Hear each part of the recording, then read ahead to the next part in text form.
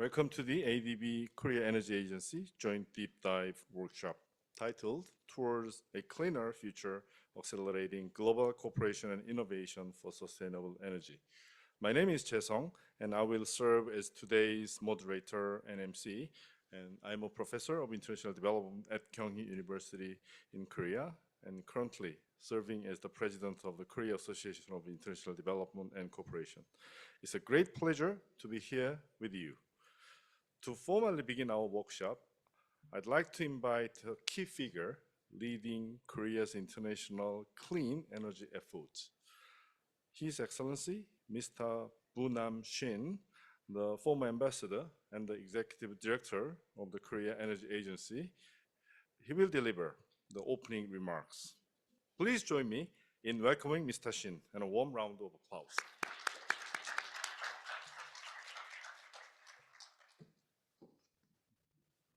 Good afternoon. 안녕하세요. Welcome all of you. This deep dive workshop organized by the Korea Energy Agency.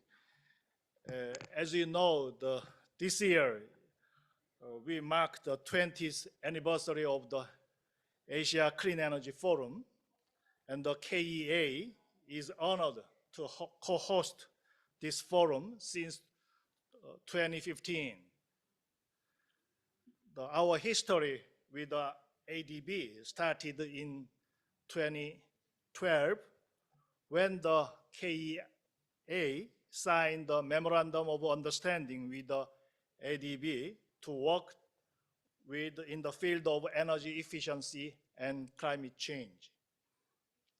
In 2014, we were recognized as a center of excellence by the ADB, and then since then, we jointly carried out the energy audit, capacity building programs, and the renewable energy project in developing member countries.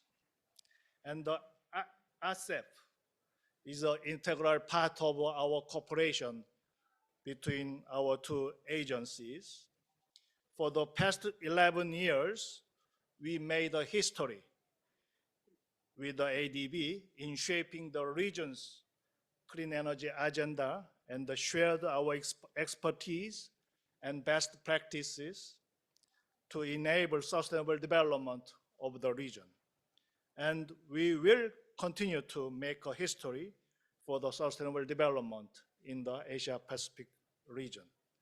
And this year, on 27th August to 29th in Busan, the KEA and ADB will co-host joint forum at the World Climate Industry Exposition in parallel with the APEC Energy Ministerial Meeting and then Clean Energy Ministerial Meetings.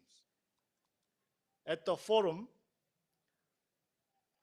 KEA will present best practices of Korea energy policies such as energy audit or ESCO practice, and the ADB will invite several DMCs, high-level officials, to facilitate, to share the Korea best practices of energy policy with the developing member countries.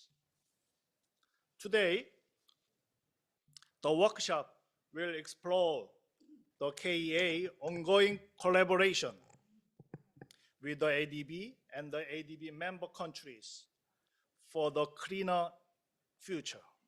I would like to extend my gratitude to Mr. Aiming Ju of ADB and Mr. Harsha Wickramasinghe of Sri Lanka Sustainable Energy Authority for highlighting the history of our cooperation.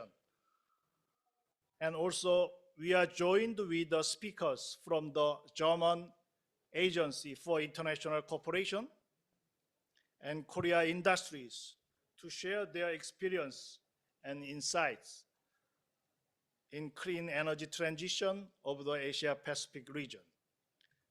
the representative of the Korean companies such as Korea Southeast Power, K-Water, Samsung, Hyundai, and Energy and Space, and 60 Hertz will make a presentation on their technological innovations in the area of the hydropower, floating PV, sustainable aviation fuel, CCUS solution, and decentralized renewable energy monitoring system.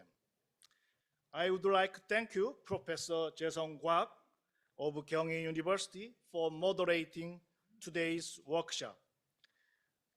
I hope today's discussion will provide a valuable opportunity for each of you to network and learn from one another.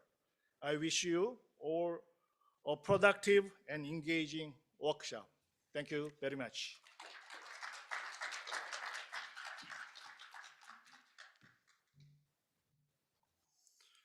Thank you very much, Ambassador Shin, for your thoughtful and inspiring remarks. His message sets the tone for the collaborative and forward-looking spirits of today's event. So let's give him another round of big applause, please. Also, I found that there is a very important group of people joining us today, unlike the other years. Not only the big companies from Korea, but also small firms and technology-oriented startups joined us today, headed by KOICA. We also have a very special guest here, KOICA's Executive Director, Ms. Jung-mi Son. Please, round of applause. Thank you for joining today. Now, let's begin the show. We have a very, very congested afternoon today. So with 10 presenters, in only 2 hours and 30 minutes. So as a moderator, I'll be rather strict in controlling the times. So please, presenters, be concise and succinct when you make a presentation. And here's a clock. When the clock is done, then please finalize your presentation. Otherwise, I set the water up there, so you will get some flash. Okay?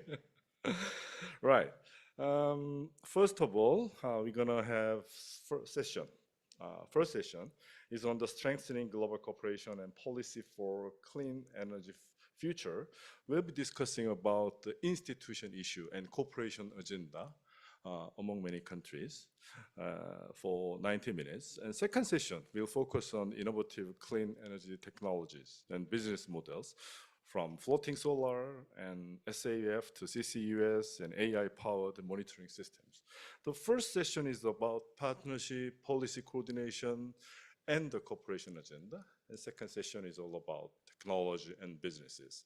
So please stay with us up until the end of the session. And if you do have any questions while you're listening to the presentation, please make use of the application that ADB provided so you can quietly leave the questions, and then I will incorporate everything in our discussion session. So there will be 2 rounds of discussions. So after 5 presentations and 20 minutes discussion, and another 5 presentations, and also the second round of discussion sessions. Okay, this is our plan. Let's begin the session 1, the strengthening global cooperation and policy. So first presenter is Mr. Aiming Zhou from ADB. He is the Deputy Country Director of the ADB's PLC Resident Mission.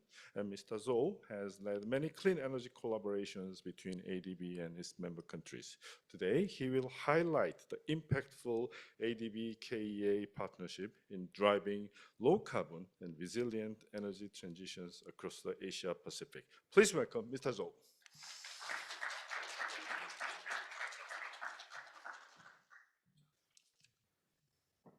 Thank you, Professor Kwak. And I try to finish the talk within 15 minutes. If not, I will get wet. Onyoseo, good afternoon. Very nice to be here. I'm so honored after Ambassador Shin's message. If you were in the opening of SF yesterday, Ambassador Shin also shared his vision about how to promote clean energy development in Asia Pacific and globally. To me, I'm also very honored to be here today as the first speaker.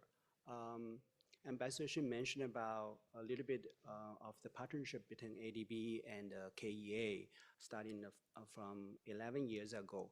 And I'm not only just share this information again, and I'm also the witness of the whole journey in the past 11 years. I think KEA's effort has to be a strong partnership with KEA and many of our developing member countries who are here today or not here in the room, maybe online, etc. They benefit a lot from such long time partnership. You know, I'm a Chinese. I'm currently based in ADB's office in PRC. There's a very old saying in China called 10 years sharpening the sword. It means after 10 years, there's a lot of things have been paid, and it's time to show how important of this effort. So without any further delay, I don't know how can I, yes, thank you so much. This one, some key messages have already been mentioned by colleagues and particularly Ambassador Shin. You know, back to 11 years ago, KEA was recognized as Center of Excellency. Why KEA? I think it's really not just the fortune of KEA or fortune of ADB, because KEA is such a strong energy related organization, you know, from the policy, from technology, from the government support, put everything in perfect storm, and ADB KEA found the opportunity start to work together. And with strong partnership of the first MOU, and with great achievement on the first MOU, the MOUs were renewed every other years or every 2 or 3 years. This is the track record, as we always like tell people when you hire people in your company, what's your track record? This is track record. If the partnership was not successful, I don't think the MOU could be renewed.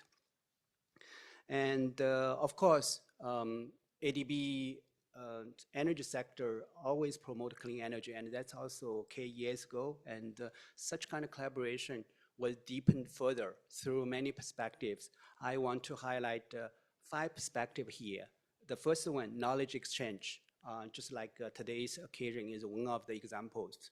People come here, or people go to Korea, go to other places. We share this kind of knowledges, ideas freely, and frankly, without any kind of concern. I think this is really one of the best platforms in the energy community of Asia Pacific. Everybody appreciate the information from one side or vice versa. So this is the one areas we work very closely between ADB and KEA. The second one, Ambassador Shin also mentioned about energy audits. So I think learn by doing. It's just not about talk. We always say, not talk the talk, also walk the talk. So energy audit is one of the areas KEA is very good at. And we noted a lot of experienced engineers from Korea have done great job in Korea. And even though there's some kind of language barriers, but I think engineers, you know, some of the colleagues like Hashaji mentioned that he's an engineer. So engineers don't need to speak English. They can just read the diagram, they can do the work. So I think the energy audits supported under the partnership also were done beautifully in many countries. I will highlight a couple of examples later. And third one is about the institutional support. From Korea, just to finish the journey from developing country to advanced economy. And the government set a great vision to support the region, to support other developing countries. Therefore, a lot of ODA, the Overseas Development Assistance generously supported by the government, including part of the funding, I believe, goes to KEA. And through KEA, some equipment, for example, energy audit equipment were donated to the country through the partnership. And since ADB has broad coverage in the region. And the fourth area, also, as I mentioned already, not just this institutional support or just knowledge sharing, pilots the new ideas, emerging technology in developing country, in the remote area is very important. The, the beneficiaries will fully trust this type of partnership, seeing it believing. If they benefit from the high technology application, and the government also will give more attention for future clean energy development. So later on, I'll give 2 or 3 examples. And lastly, of course, SF is one of the biggest clean energy events in this region. I used to be part of this journey. I was 5-time chair of Clean Energy Forum, but now I even much happier to see my colleagues in ADB energy sector continue this journey and make this SF even much better. More and more people come here, higher and higher level of participants from government, from academia, from companies came to this forum and freely exchange views and informations and how to promote the clean energy in the region. This part, knowledge exchange, I leave the slides to everybody since I know later on, otherwise I will get wet. So I just want to make sure I will not get that part. You can see a series of knowledge exchange events under such strong partnership. And the second area is the energy audits. It's not just the 1 project, 2 projects, 3 projects. I was supporting a couple of them, including 2 audits in Sri Lanka, 1 in Bhutan, 1 in Maldives. I still vividly remember my mentor, Mr. Song, and also my best colleague, my best friends in the energy sector, brought the KEA team to Maldives Islands. You bring the ramen, you know, the instant noodle because of the food cannot fit into KEA colleagues' stomach, but they really did a fantastic job on such kind of difficult condition. All these results well paid off. Later on, either investor will show a strong interest in this country, or the government will take over the recommendations, do part of the renovation and improve the efficiency or promote the renewable energy. So this is the energy audits and the institutional support under one of the TA ADB funded together with part of the contribution from KEA. Bangladesh is one of the beneficiary countries receive the energy audit equipment. And we also tell them how to use it. It's just not the hardware itself, the software, the personnel training was one of the biggest outcome of this institutional support. And share you 2 or 3 examples here. This is in Philippines, called Cabrera Island in Philippines. And in this project, the solar PV was installed, and also battery system has been installed. And because the solar is intermittent, as everybody says, therefore a small diesel generator, 15 kilowatt system generator was also installed. So 15 kilowatt diesel generator, 30 kilowatt solar PV, and 180 kilowatt hour energy storage system with total investment about $416,000. And with this great support under the partnership, the island people benefit a lot. Just give you a couple of small numbers. The electricity access is improved from 8 hours to 24 hours. And the electricity provided from 161 households to 260 households.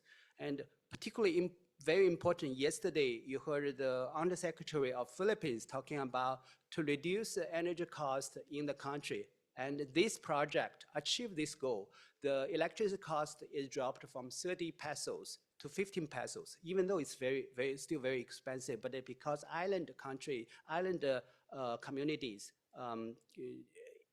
always has higher electricity price, and this bigger drop of price shows a lot of benefits to the community. And not even mentioning about, the health center will be improved, and the residents can do more small business like fishing, retail shops, and they can enjoy decent life. So this is a great example. If you have opportunity to see longer, we encourage you to visit this island, beautiful island. I don't know the beach, but at least you can see a very nice stable off-grid system. And the second example is in Sri Lanka and Vietnam. I saw my friend DG Hasha here. We went to Sri Lanka so many times and talked with them. And his great idea is about electric vehicles, e-trikes. In Columbus, so many tuk-tuks. If you go on the street, you always smell the diesel. And during the crisis of Sri Lanka a couple years ago, people had difficult to find diesel, but electric vehicles may avoid this kind of problem. And you can charge the EV at home, and not only just reduce the cost, and you produce clean environment to the country. Again, yesterday's Secretary of Sri Lanka mentioned about they have ambitious goal, 100% renewable energy before, and they went back to fossil fuels. Now they have another ambition to go to 100% renewable energy by 2060. I remember the energy roadmap in Sri Lanka. So this part of the contribution from the partnership. And in Vietnam, another country, my colleague HGA, she worked very hard with KEA colleagues and promoted the smart street lighting. And with that, convert from the traditional lighting to LED, improve the energy efficiency, and more importantly, improve the public safety, during the nighttime. And that's also ADB's one of the agenda. We want to make sure the weakness people, vulnerable people can be protected, particularly for girls and women. And this part also is just like the finale. Without KEA, SF cannot go this high. KEA's contribution to SF, as I remember, always so generous, and not just in terms of the financial support. I think this is important, but more importantly, KEA help us to identify the best resource persons and the high government officers, business people to this region and to this forum, and generate a lot of momentums. So talking about the importance of collaboration, I think I will use another talking points I prepared just a couple of days ago.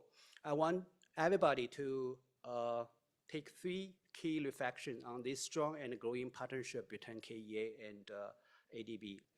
First point, they're saying, if you want to go faster, go alone. If you want to go far, go together. So this is about the partnership. Over the past decades, our partnership has demonstrated the power of collaboration, from energy audits and knowledge exchange to impactful pilot projects.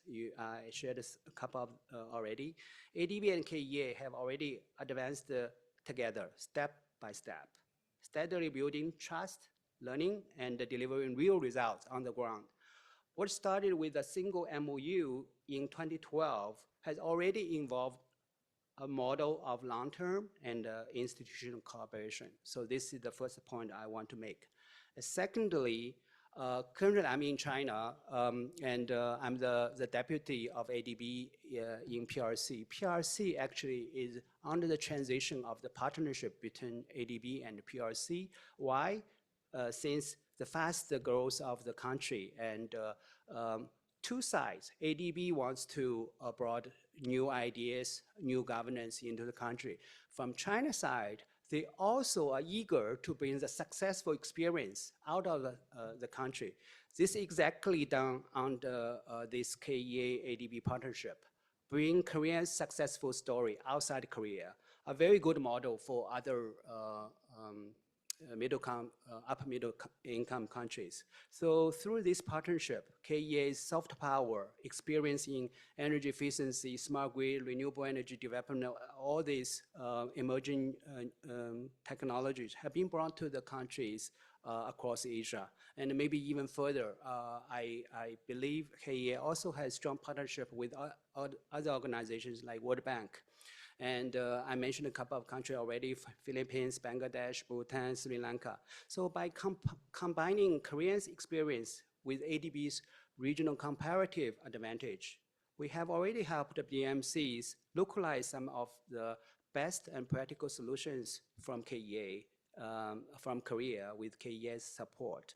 So we needed to continue this journey, and especially in place where the energy transition is just on the way. And the third point, and also is my last point, more innovation, more inclusive, greener, smarter, with more development impacts. As the world, including Asia Pacific region, face tight timeline to achieve net zero carbon, we must accelerate our innovation, clean, smart, and scalable. Whether it's e-trikes in Sri Lanka or smart LED streetlights in Hoi An, Vietnam, they aren't just pilot projects. They're one of the puzzles to tomorrow's energy system in many countries. So my humble suggestion for the next phase of ADB-KEA collaboration should boldly expand this frontier with more new emerging technologies, advanced digital tools, and also great ideas that match the urgency of our climate goals. So in short, ADB-KEA partnership has shown what's possible, and let's continue to go further and together.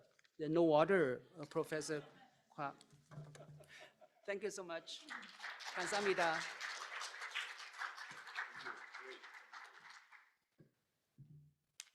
Thanks for wonderful storytelling about the collaboration between ADB and KEA. Also, he gave a very concrete idea of the way we are heading for technology-oriented and digital-based collaboration for the climate change actions. Thank you very much. Next, we welcome Mr. Choi Seok-jae, the Director General of the Korea Energy Agency. He leads KEA's Energy Audit Division and brings deep expertise in industrial energy efficiency. He will introduce Korea's energy audit program as a foundational tool for the decarbonizing industry. Please give Mr. Choi a warm welcome.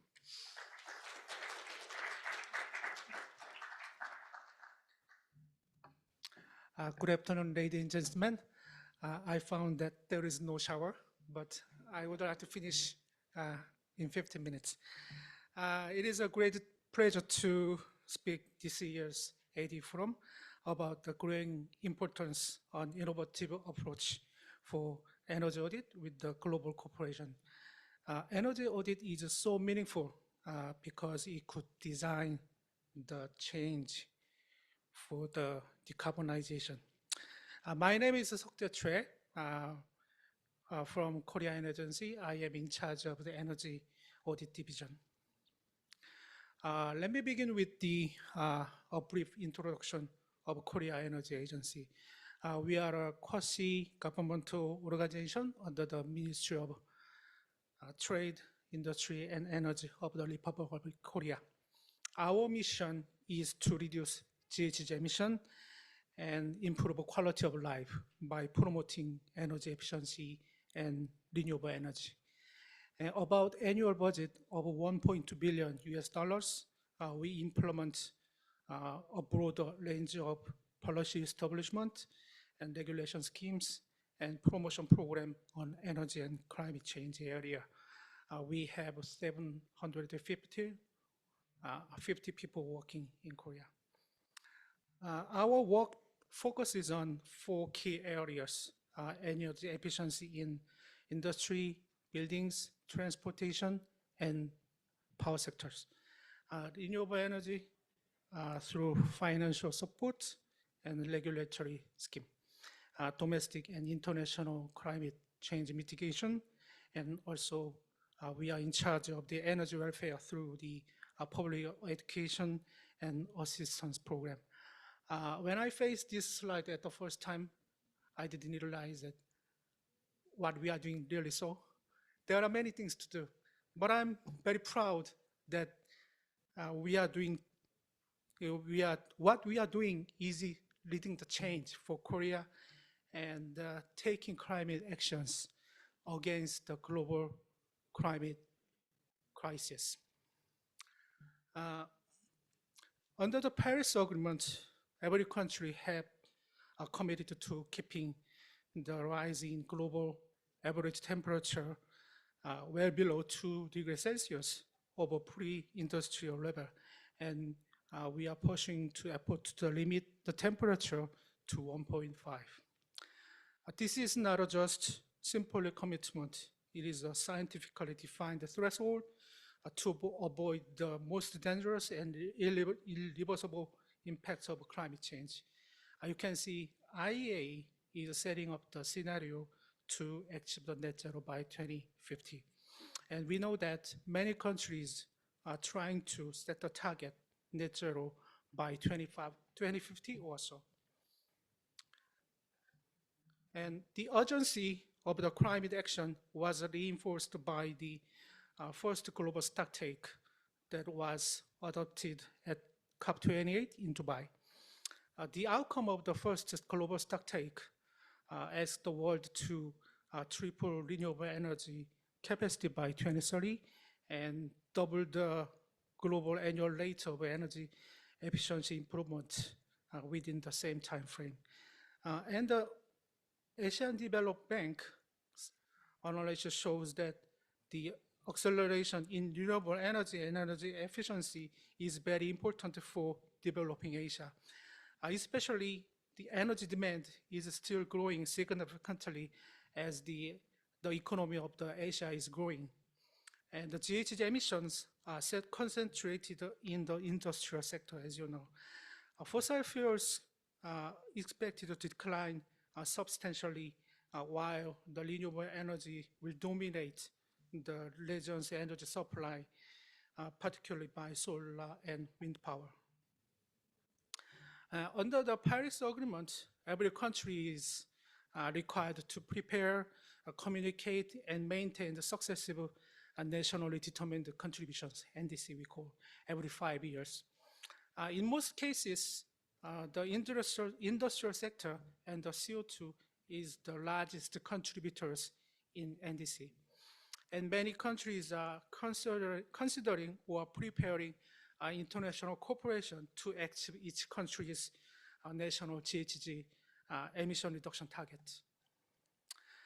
From now on, I would like to explain why KEA's energy audit is innovative and how we can cooperate to design the change for the decarbonization together.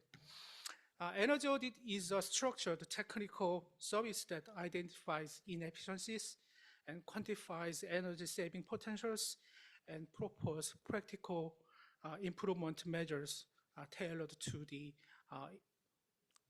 each facility. Energy audit is often called the first and the most cost-effective step toward decarbonization, and especially in energy-intensive industries such as steel, petrochemical, cement, and semiconductors. And in Korea, because over 96% of the energy is imported, so energy efficiency has been essential to industrial growth and energy security. KEA has supported the rational energy use of Korea with various policy and regulations, while Korea has achieved the rapid industrialization and economic growth. KEA's energy audit has played a central role in supporting this balance for more than 40 years.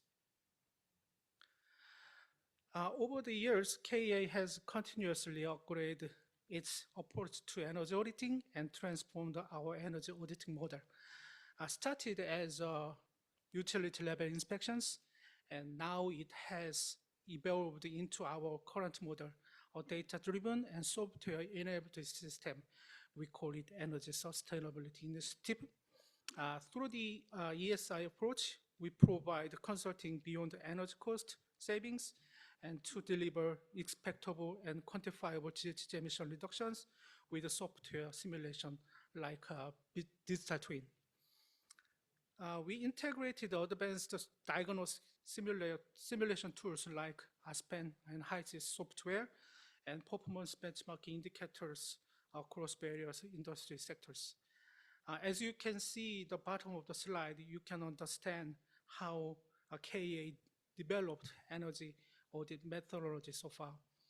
And nowadays, we are preparing AI platform to that can the simple modeling and estimation of benchmark index for the machinery is possible using the big data of the specific sector that KEA has accumulated so far.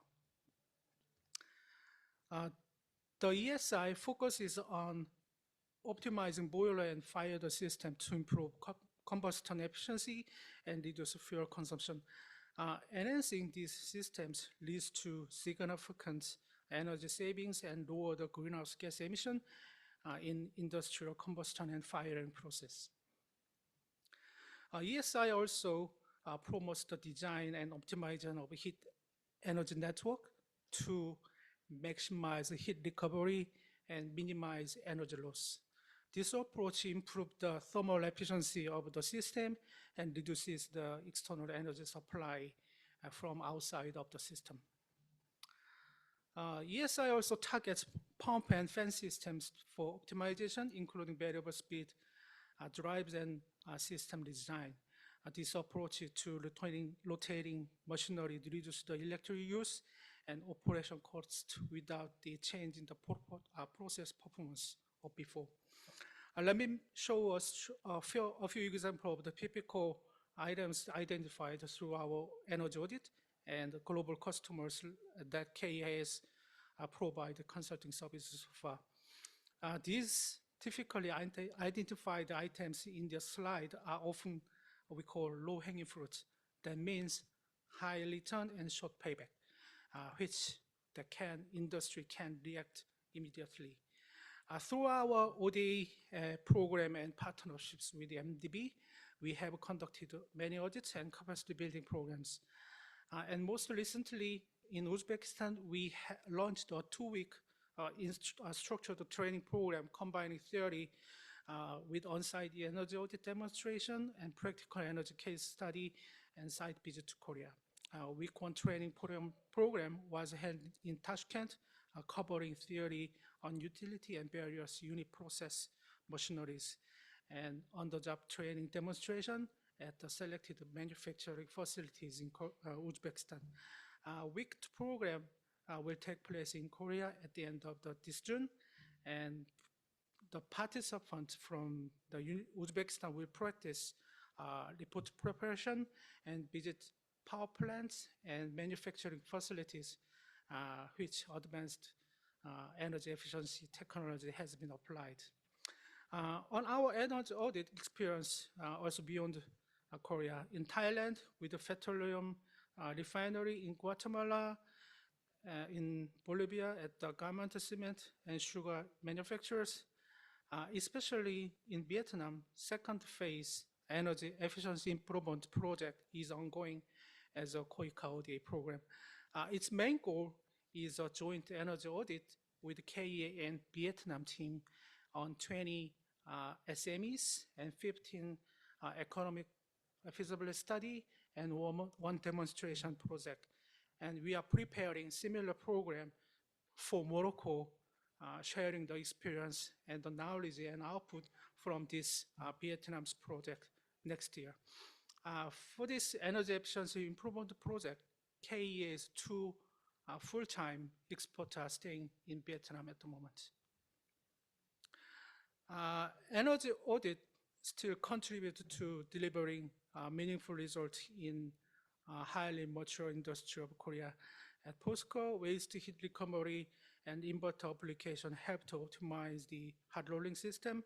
And at Samsung Electronics, we enhanced the clean room ventilation performance through variable air volume systems and optimize chiller performance. At GS Caltex and AS Oil Refinery, we surveyed more than thousands of and pump system of each refinery. At the first stage, we selected 300 to 500 systems for the detailed survey and then categorized to groups considering priority in designing the system and optimization. And each of these projects resulted in significant energy reduction and CO2 emission, also lowering the cost for the operation. I believe energy audit without the implementation is not meaningful, and it is not easy to really to do so in our real business. To make the proposed item realized, we must link energy audit findings to capacity building, feasibility study, and policy establishment and support program and construction, including O&M. This model supports a full range of implementation process, and we can cooperate in any point. Our goal is to make all the recommendations into real implementing decarbonization solutions using various global cooperation tools, such as ODA program, MDB funds, carbon market, and ESCO in private sector. I think the energy audit is an initial step towards climate action. Energy audit will allow us to narrow the gap between international climate framework and site-level implementation. With a strong demonstration track record and growing international partnerships, Korea Energy Agency is ready to support other countries and industries in launching similar program. Let's continue work together and to turn knowledge into action and energy audit into solutions for a more sustainable future. If you have any questions or interested in cooperation with KA, just remember the email address in the slide. Thank you very much.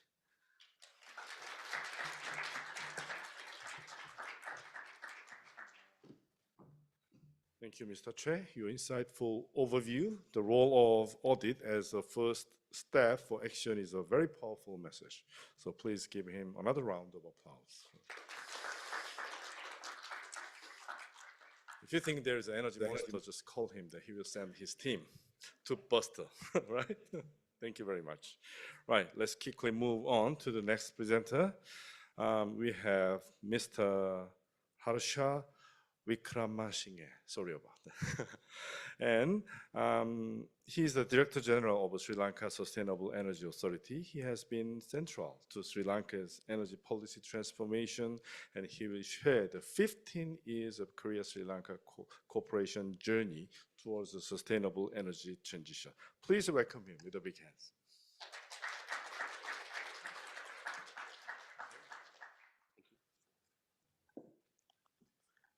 Good evening and Ayubowan from Sri Lanka. So firstly, let me thank the Asian Development Bank and the Korea Energy Agency for having me here. I have great story to tell you regarding cooperation. So let me begin. So it really started way back in year 2010 or so. We cultivated so many relationships with many Korean organizations, KOTRA, KEA, KOICA. So but real cooperation began when we started to work with the first ground-mounted solar project in our country. So it was a groundbreaking moment for our country because there was no solar, real large-scale solar projects in the country. Only the rooftop program was just beginning, and we were so very happy to have a 100% grant finance project in from the Korean agencies. So to this date, we have been operating this power plant, and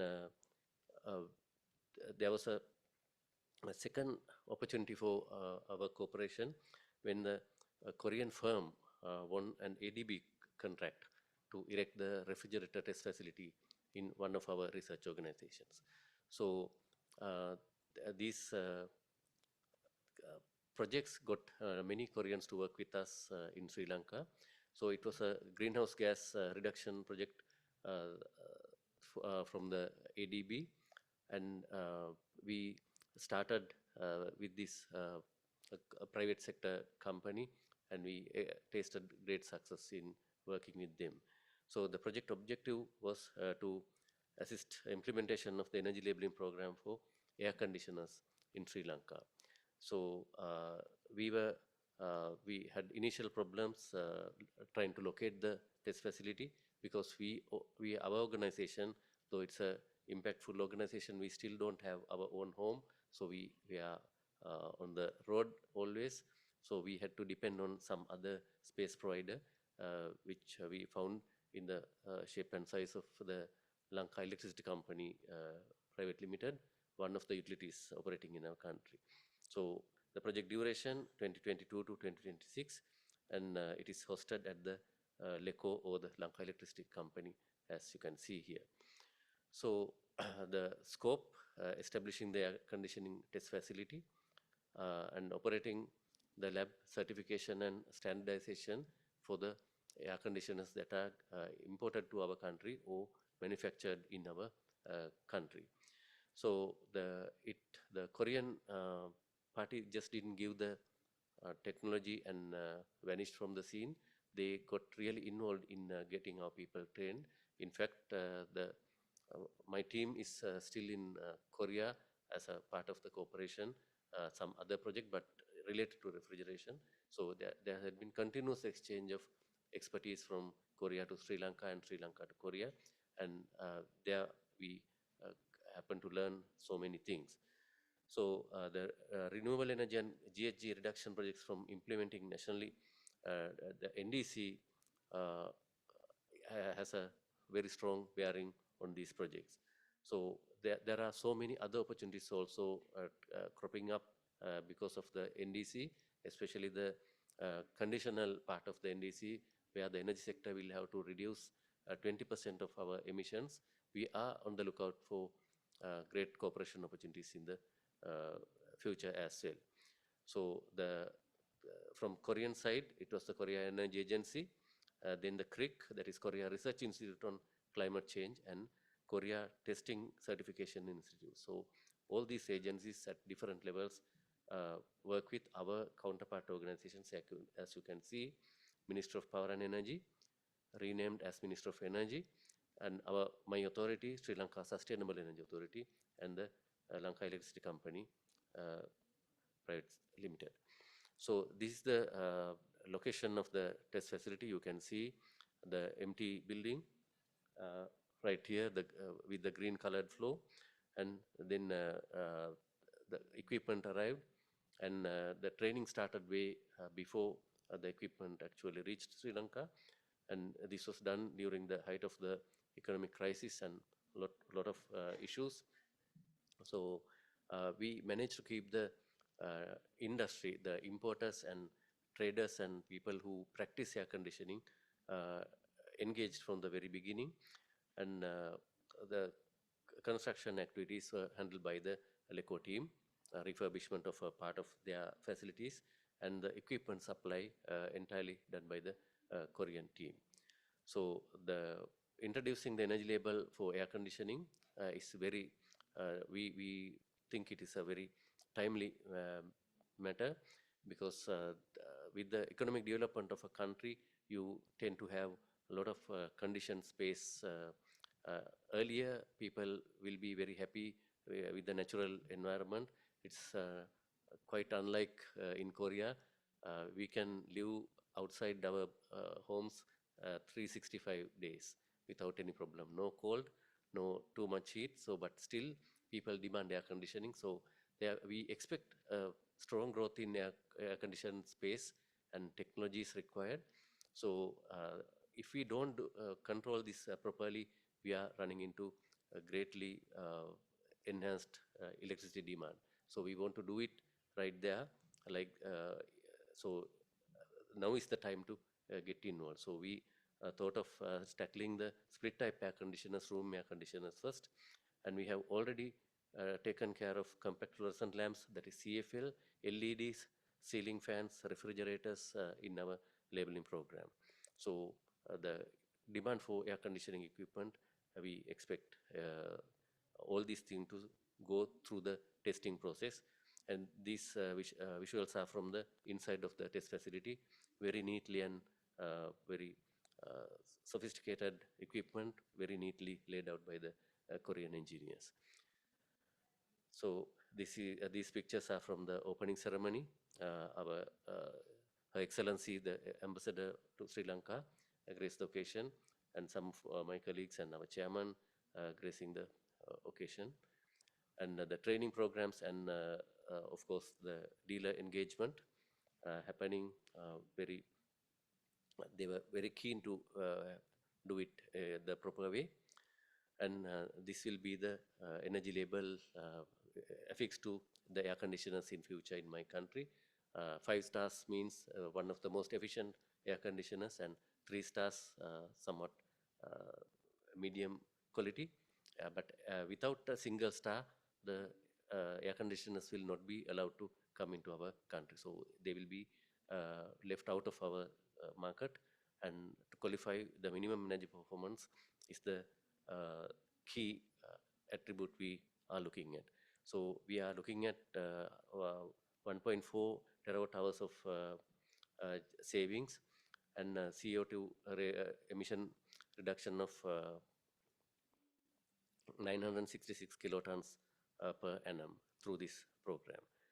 And these visuals are from the grid connected power plant. I told you when our cooperation began, it's only 0.5 megawatt of capacity, but if you see the transformative action it did for the country, you will be amazed. Now we have nearly 2,000 megawatts of solar rooftop projects in our country, actually more than 2,000 when you count the ground mounted projects. So it all started with this humble 0.5 megawatt of capacity. And many Sri Lankans, especially young students from schools, they visit these places and they believe in a solar dominated future, because we live in a sunny part of the globe.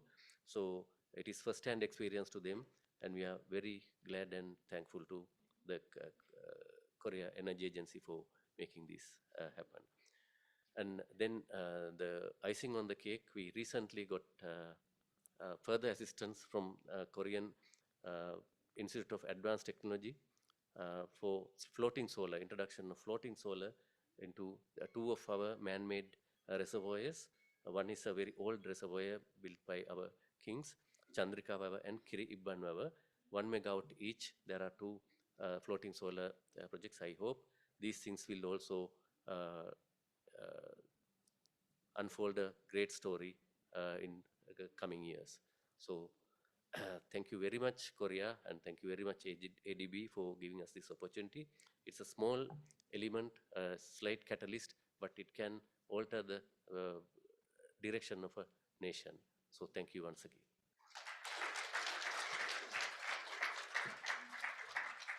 Thank you very much. I like this Energy Star. Your presentation was 5-star. Thank you very much. Okay, now quickly, I'd like to invite our 4th presenter, is Mr. Sasha Opoa, the project director at GIZ, German agency. He's a leader of CASE program, CASE. He's specialized in regional energy transitions and has worked extensively across all ASEAN countries. Today, he will present how the CASE program builds regional cooperation for inclusive for energy transitions. Please welcome Mr. Hua.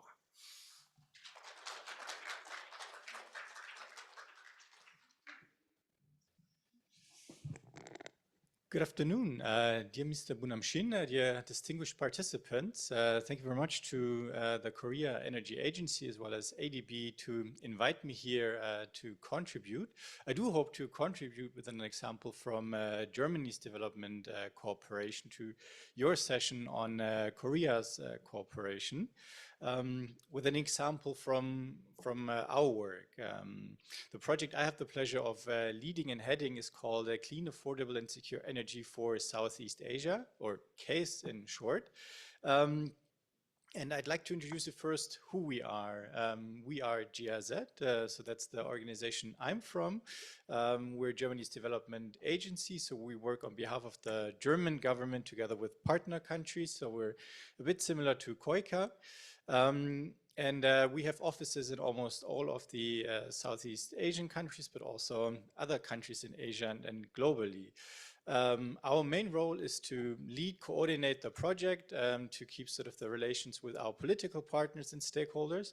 But then we also work together with the local partners. So in each of the, or at least 3 out of 4 countries we work in, which is Indonesia, here in Philippines as well, Thailand and Vietnam, we have 1 or 2 local partners, local think tanks, and civil society organizations with the purpose of making sure that the content we provide is localized and embedded in the necessary country context. We also work together with international partners. So there's 2 organizations that are based or headquartered in Germany, but that have been working also internationally with the idea to provide international best practices and case studies. And why? Why are we doing our project CASE? Our mission is to facilitate an evidence-based energy transition in Southeast Asia to consider energy security and affordability towards global and country neutrality, carbon neutrality, net zero targets. So you do see also the energy trilemma reflected in our mission statement. The idea was born some 5-6 years ago when we started with our project because we felt there was a lack of sort of combining the work of technical assistance and development cooperation together with research, academia, and civil society organizations. We do provide this work on 5 pillars. The first pillar is research and evidence, because we felt, okay, we cannot facilitate this energy transition if we're lacking the necessary research to do so. This is also where our local think tank partners come in. The second pillar that we found our work on is transparency and mapping. To this end, we've developed a knowledge platform about Southeast Asia and the energy transition. So we, for example, map energy development projects going on there, but also providing tools and an overview of, for example, the power markets of all the 10 ASEAN countries. So this knowledge platform is called CPET, Southeast Asia Information Platform for the Energy Transition. And a quick teaser, we have another session on Friday morning. So if you're more interested to understand better what this platform CPET is about, then please do join us there. The third pillar that we focus on is a dialogue beyond the energy sector, because we felt, okay, we can talk about the energy transition and the necessary changes we have to do, but if we do not consider also those that are affected by it, then we're only looking at half of the picture. Then also 4th pillar, technical assistance, so providing capacity building or, for example, study support to our stakeholders, and lastly, to promote a public discourse as well. So we felt, what good does it do if we have the necessary research and we know who's working on what, but if we don't talk about it and we identified the right channels to bring and then share these messages. And to make this a bit more explicit, what I mean with this, I brought 3 examples from our work. The first showcase that we're doing, it's from Indonesia. So there we, GIZ, collaborate with the Institute of Essential Services Reform, or ISR in short, as well as 2 ministries, one of them being Bappenas, the ministry responsible for planning, as well as the Ministry of Energy and Mineral Resources. And what we're doing is to organize the Indonesia Sustainable Energy Week, or ICU in short. I believe this year it's going to be the 3rd time or fourth time actually.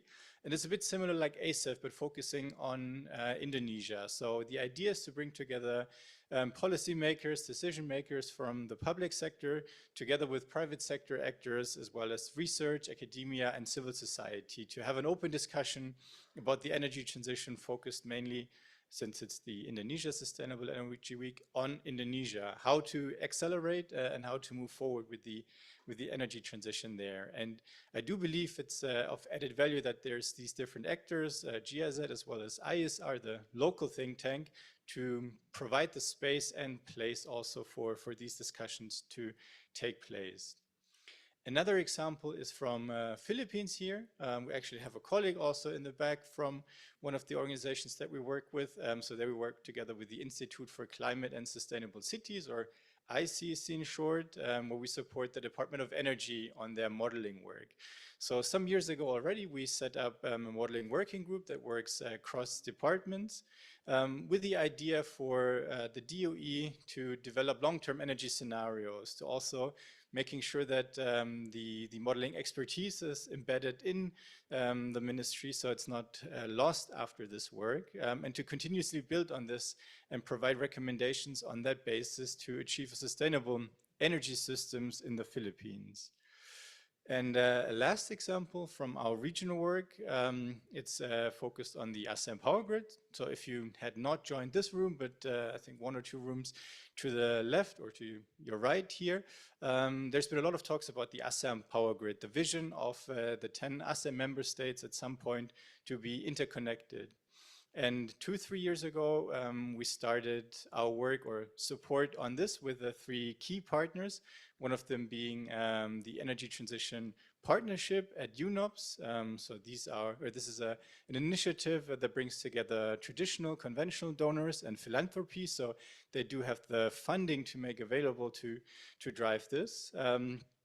We also work together with UNESCAP, the Economic and Social Commission for Asia and Pacific, so the UN body for this region here. They do come in with their expertise on similar initiatives that they've been supporting, on similar questions in other regions in Asia Pacific, where they already worked on interconnections. So to bring in this expertise also to this work stream in ASEAN. And lastly, but definitely not least, the ASEAN Center for Energy, really at its core, also being mandated to drive this process. We've done already a roadmap that has been already published, but it needs to be approved at AMEM, the ASEAN meeting of energy ministers later this year. So do feel free to look out for that. And then sort of at its core, we work on currently the ASEAN Interconnection Master Plan Study 3, or AIMS 3, Phase 3, with the idea to also provide and substantiate more technical inputs to this question of how can we make it happen, what is needed to really build and provide interconnections in the first place, but then also come up with market structures to facilitate then trade of power between the ASEAN countries. And lastly, we will round this off with a pilot project based on recommendations from the AIMS 3 Phase 3.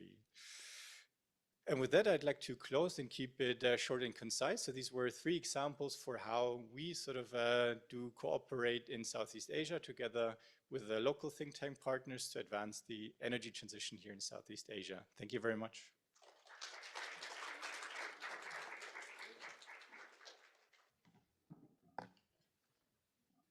Thank you for the very concise presentation, Mr. Aoboa. Your insights into the stakeholder engagement and policy integration are crucial for scaling regional impact, I think. Please, another big hands for Mr. Aoboa, for everybody. And now we welcome Dr. Yoon Sung Kim as the final presenter in the first half. She is the CEO of Energy and Space and a key expert in Korea's offshore wind policy. Dr. Kim played a vital role in drafting Korea's Offshore Wind Power Special Act. And she will explain how the legal framework and its role in strengthening cooperation and supply chains. Please welcome Dr. Kim.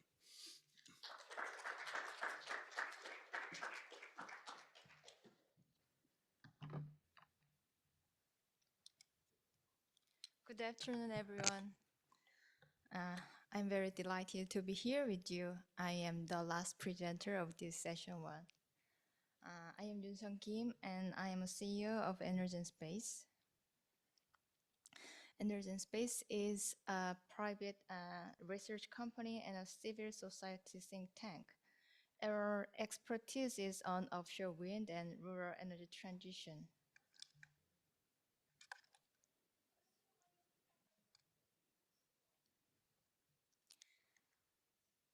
Yeah.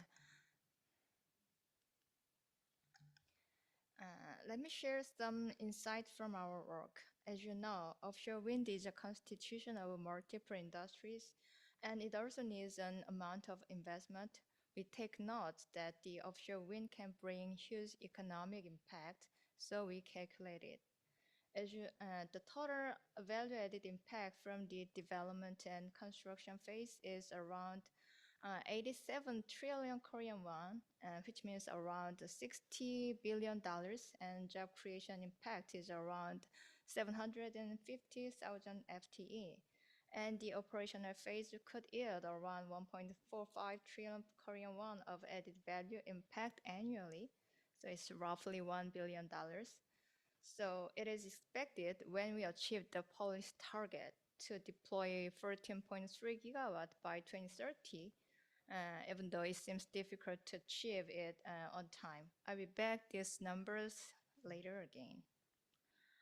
We also developed a system for analyzing offshore wind project pipelines. As of July 2025, 87 projects have received electricity business license. Among them, 9.6 gigawatt is in the environmental impact assessments consultation phase, which means this project shows some readiness. This study is the first report in Korea to focus on reducing market uncertainty from the perspective of the supply chain industry. Now let's talk about the background the enactment. In Korea, the fishery industry is important to our food system as well as to our culture. And the number of fishing boat fleets is more than 18,000.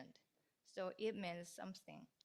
But before the enactment, South Korea had no certain legal framework for offshore wind zoning. Instead, so-called open door system was in place, allowing even unqualified developers to enter the market only to obtain the business license. Any developers could start their business in the heavy fishing areas, but the fishermen were not informed. Persistent conflict arising from these open door systems impact on local community acceptance. Therefore, the low level of local acceptance causes significant delays of the project. After over 7 years of extensive deliberation, the Offshore Wind Power Special Act was officially enacted in March 2025. So now let's share the status of offshore wind project pipeline in South Korea. As you can see, the projects are spread at the southwest coast and at deep water from the southeast coast. And as of January 2025, a total of 91 projects entered the pipeline after obtaining electricity business license. Of these, 48 projects have secured electricity business license. But the license doesn't mean that the developer can occupy certain maritime sites exclusively. It only means that the developer can investigate on the site. A total of 12 projects are on the way of environmental impact assessment consultation. Environmental impact assessment consultation is an important phase because when this consultation is completed, it means that the project can participate in the price bidding and enhance the project bankability. As of now, environmental impact assessment have been completed for a total of 30 projects, which means these 30 projects are waiting until the market conditions are preferable and participate in the price bidding. I will share the key provisions of the Offshore Wind Power Act. This chart shows the official process of zoning. Preparation zones are designated based on offshore wind site information map. MOTI, the Ministry of Trade, Industry and Energy, and MOF, Ministry of Oceans and Fisheries, designate the preparation zones, or the provincial governor can apply for the zoning. Following the preparation zone designation, the MOTI plans the basic plan. And at the preparation zone phase, based on negotiation from the public-private council, all or parts of the preparation zones may be designated as promising zone. This act emphasizes local acceptance on the zoning system. The core principle is that offshore wind development must proceed only in sites where local acceptance has been secured. The private-public council will play an important role in citing basic design planning and agreement on the community benefit scheme. As Korea is an industrialized country, the government wants to support the offshore wind supply chain industry. Contribution to offshore wind industrial ecosystem is an important criterion in promising zones designation and offshore wind developer selection. And there is a demonstration zone system too. The purpose of the demonstration zone is to validate the new technologies. So the developer selection process and electricity market participation process are different. As I mentioned earlier, the economic impact from the offshore wind industry will be extensive in Korea. Assuming that by 2030, a total of 14.3 gigawatt of offshore wind farm will be constructed, the gross value added effect for fixed bottom offshore wind is around 45.3 trillion won for 7 years of development and construction phase. And the floating offshore wind is around 41.7 trillion won. It's around $30 billion and $25 billion per each. And among 13.3 gigawatt and 5.5 gigawatt is planned as floating wind offshore wind. Manufacturing industry and construction industry mainly bring this impact. We can expect an amount of value-added impact from the operational phase 2. It's around 20 years. It's around an 87 billion won for the fixed bottom offshore wind per year and 75 billion won for the floating offshore wind per each year. So job creation effects are also expected from these industries in the development and construction phase and the operational phase. The construction industry mainly bring job creation impact in the development and construction phase.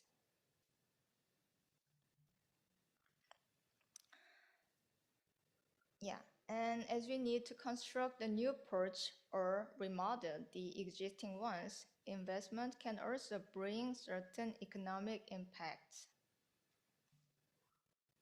This is a very quick journey. Here we are now at the conclusion. Korea is a promising region with a well-developed manufacturing industry that can support the growth of the offshore wind industrial ecosystem. International cooperation to foster offshore wind industry in APEC regions can contribute to accelerating energy transition and addressing carbon neutrality goal, and it helps to strengthen regional energy security, expand technological capabilities and expertise through R&D and innovation. Industrial and corporate collaboration in the offshore wind sectors is the core action. So let's exchange progress updates and explore future cooperation opportunities with offshore wind partners. As Ambassador Bunam Shim mentioned, if you visit Busan in August, we can continue this conversation and move one step forward together. So we share the commitment. We accelerate the energy transition in APEC. Thank you.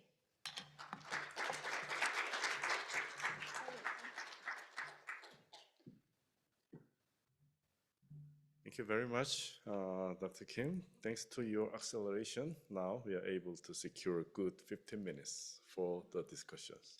So I'd like to invite all the presenters on the podium. And let's sit together and let's get the good Q&A and comment session all together, please.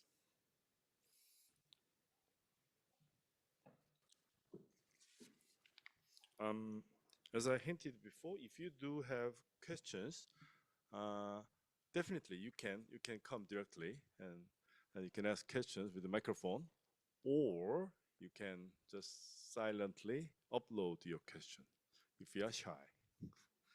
So your ID is protected, not protected actually. Right.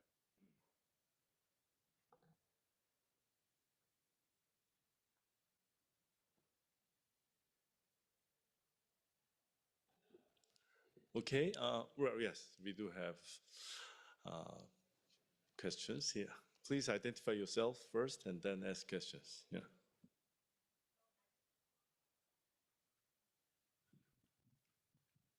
Hello, I'm Jaeyeon Lee, Deputy Director of Korea Energy Agency.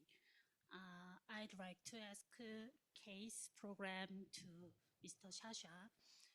First of all, thank you for your intensive and kind introduction to GIG's case program.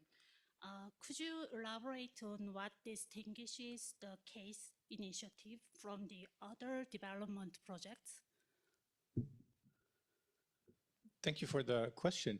I mean, I won't dare to sort of judge other development projects, but compared to other GIZ projects that we're doing, the difference and also key added value is not only us as GIZ implementing the project. So usually we would have the commission to do a project, again, on behalf of the German government. Sometimes you also have projects from the EU, for example, to work with partner countries. And then we would only sort of support the Ministry of Energy, or in other sectors, the Ministry of Education and whatnot on specific projects. But here we're partnering sort of under the umbrella of a project with local partners as well as also international partners. So you could also argue, okay, you could do this outside of the project as well. So what stops me, for example, to work together with KOICA on projects?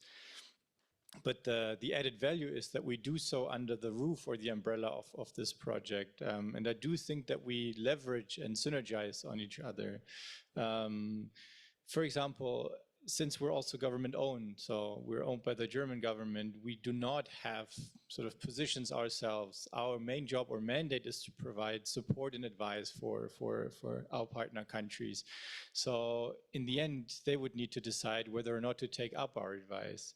But then our partners within the project, think tank partners and civil society organizations, of course, they stand on their own, they're independent. So they can voice sort of if they have a different opinion, and they would be able to sort of share same messages, but through other channels. So in that sense, I think this is what sets us apart to other, at least GIZ projects, yeah, working together with partners that can have and play other roles.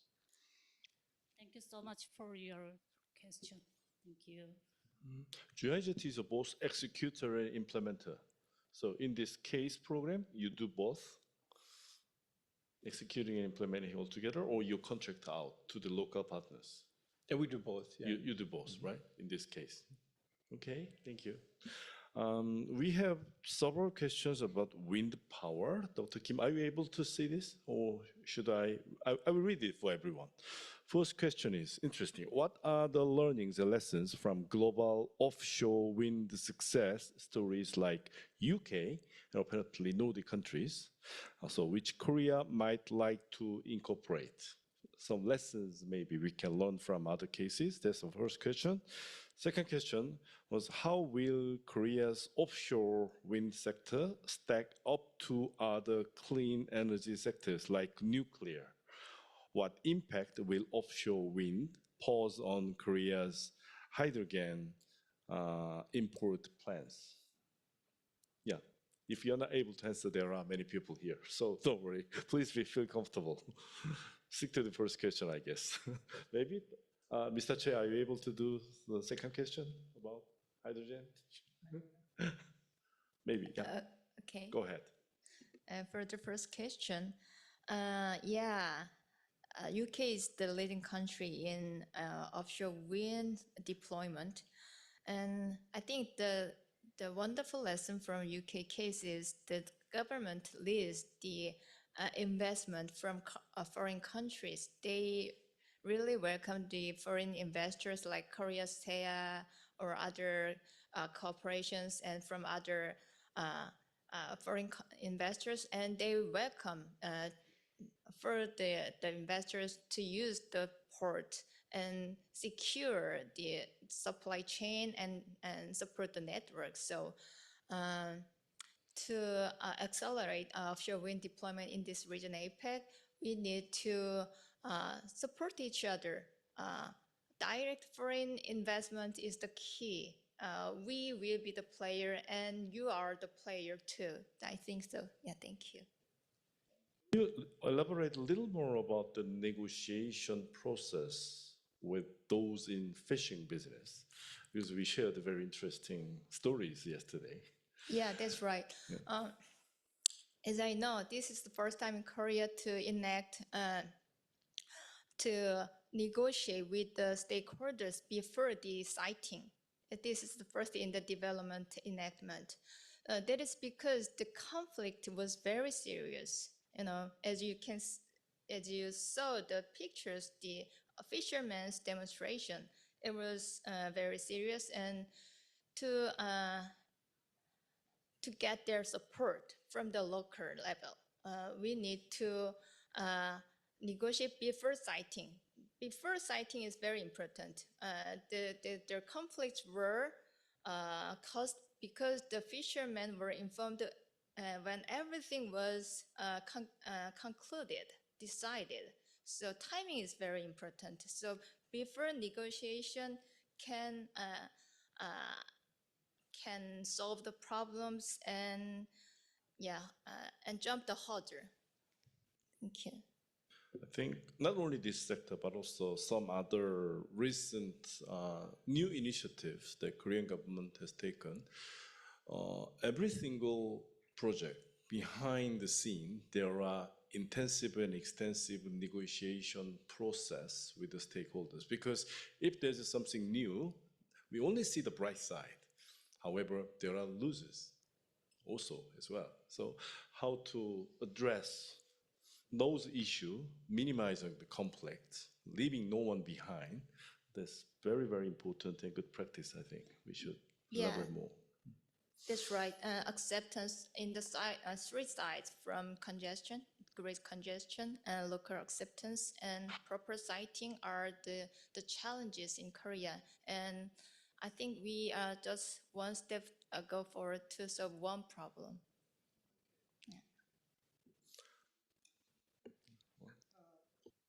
Second question is about hydrogen offshore wind farm. When you talk about the hydrogen, it is very related with the renewable energy. And as you know, the renewable energy has some weak point is intermittency. But the offshore wind farm could be the better one for the PV. When you talk about the hydrogen, we talk about the hydrogen economy economically, but the technically we say that power to X. And when we generate the electricity using the hydrogen offshore wind farm, we can convert to anything. But most important is not important. The issues one is hydrogen. But you know, the hydrogen can make the power without any emission. But there is a technical barrier. Still, we are, you know, that there are many kinds of the hydrogen from the black, gray to green and brown, many kinds of, even pink. But we think that green hydrogen is the best one to the clean energy. But still, there are some weak points because it has not commercialized completely. But uh, when we say that renewable energy, as the renewable energy is getting higher, there is some kind of the weaker point of the intermittency, and we can balance when we have more renewable energy, we can use the green hydrogen, but there is some kind of weaker point. But still, we are eager to find the solution for the green hydrogen using the offshore wind farm. Offshore wind farm could be a mega scale or a giga scale with a small area. In case of Korea, I am a little bit surprised that the power generation intensity, even using intensity, is very high. So that's why the Korean government wanted to have a big scale of the offshore wind farm compared to the small area. So we hope that offshore wind farm in Korea want to contribute to the greener or a more sustainable energy economy in Korea.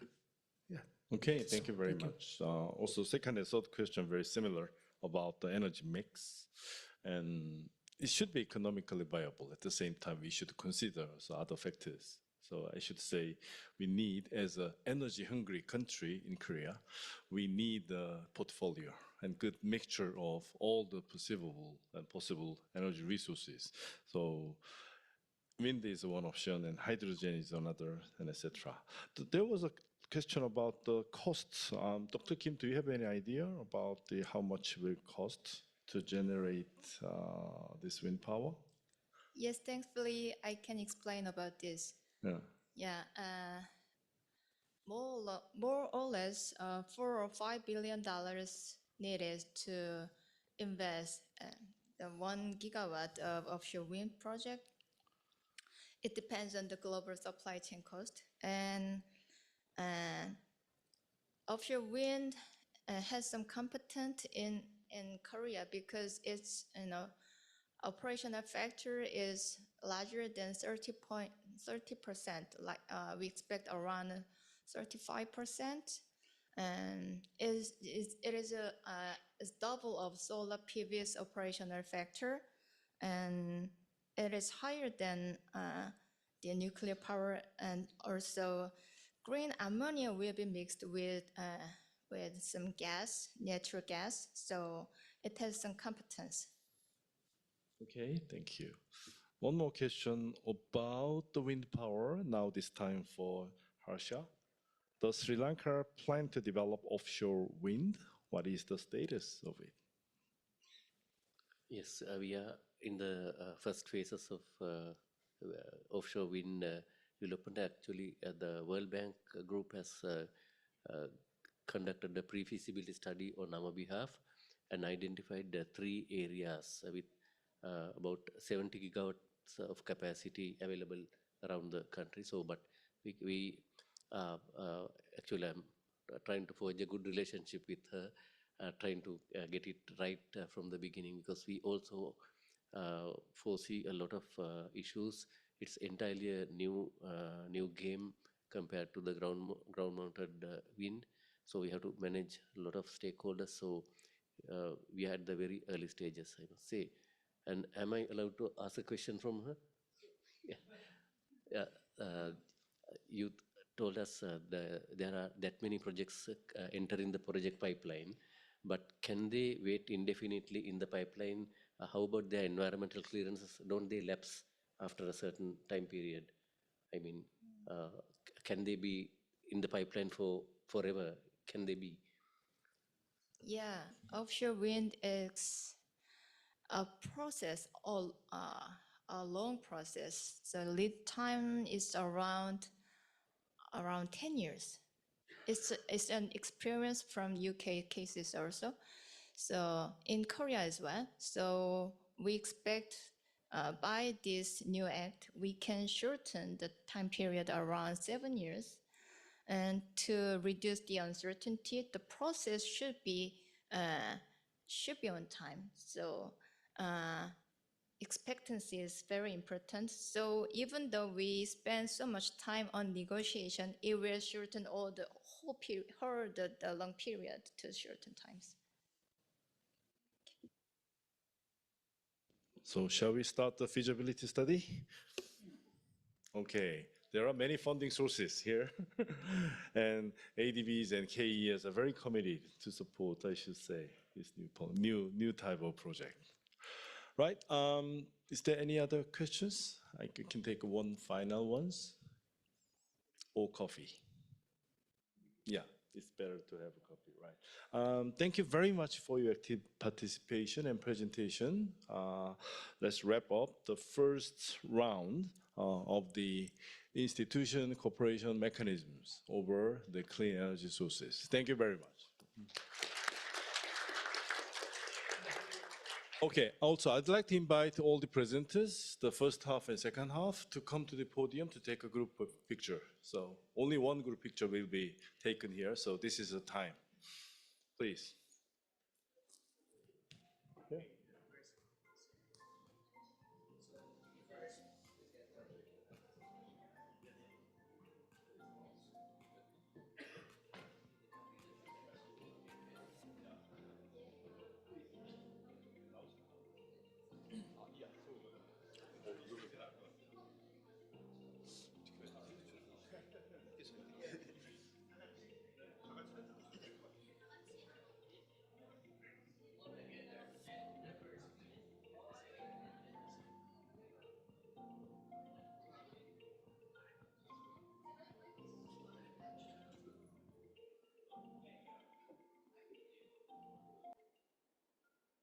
Gentlemen, please be seated for the second half of the session.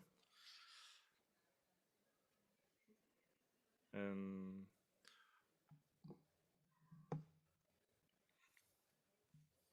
okay, people are coming in.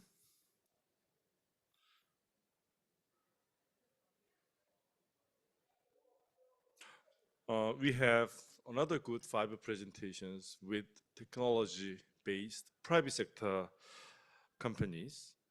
And the session title is Technology Innovation for Sustainable Energy. And we have 5 speakers here. So I'd like to invite our first speaker, Mr. An Sang-yoon. He's a general manager at KOEN. And he has led international renewable energy initiatives, including hydropower projects supported by many MDBs. Today, he will share KOEN's experience in advancing clean energy infrastructure in South Asia. Please welcome Mr. Yoon.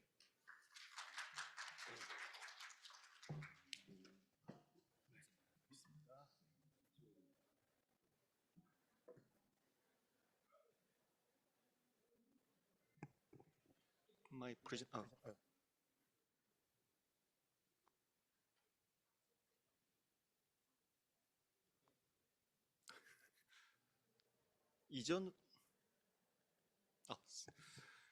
Thanks for your precious time to join this session. My name is Yoon from KOEN. KOEN is one of the Korean government-owned generation company. For your understanding, and actually the company official name is Korea Southeast Power Corporation, but the brand name is KOEN, Korea Energy. And please, I hope you do not misunderstand that. And it's my pleasure to present before you as a title, Public-Private Partnership for Sustainable Energy Transition, based on KOEN's hydropower project with MDBs in South Asia. How we collaborated with MDB and how KOEN contributed to clean energy development in emerging markets such as South Asia. In this presentation, I will explain and present 2 hydropower projects as case study, which were developed by KOEN proactively. First, the Gulpur Hydro project in Pakistan. Second is UT1 hydropower project in Nepal. Just brief overview of Pakistan project. Capacity is 102 megawatt. Location is 11 kilometers south of Kotli town, AJK province. And annual generation is 475 gigawatt hour. and project cost was approximately $374 million US. This is salient feature of the project: installed capacity and runnable river type scheme and crosshead, ecological flow for CMS, and design discharge and turbine type. This slide shows history of project timeline from commencement of the development of the project in 2012, and financial close was achieved in October 2015. After 4 years construction period, and commercial operation was achieved March 2020, and till now 5 years under operation, and financial completion is on the process now. This is brief project structure. Sponsors are composed of 3 Korean companies, including Koen as a main shareholder. 4 international banks joined this project as lenders, including IFC and ADB. And with the government of the Pakistan and off-taker, we have signed the PPA, Power Purchase Agreement, and Implementation Agreement. This is project layout, dam, intake, and powerhouse. And this is photo from outside of the power plant and inside of the power plant. Yeah, there are several significance of the project, especially ENS aspect. This project is located in declared national park area. It is very critical habitat due to presence of both endangered and critical endangered species. Absolutely, it was never easy to convince international financials to invest in a national park area. Of course, the lenders requested strict compliance to international standard and additional requirements which are not required for the normal project. It is first time in history of the Pakistan. There were no precedent case in Pakistan for hydropower construction in national park area. As I explained, Gulpuro hydropower project is located within the Punch River in national park. As per IUCN's strategic environmental assessment, Punch River is ecologically highly sensitive area due to regionally important population of endangered migratory fish, golden mussel, and critically endangered Kashmiri catfish.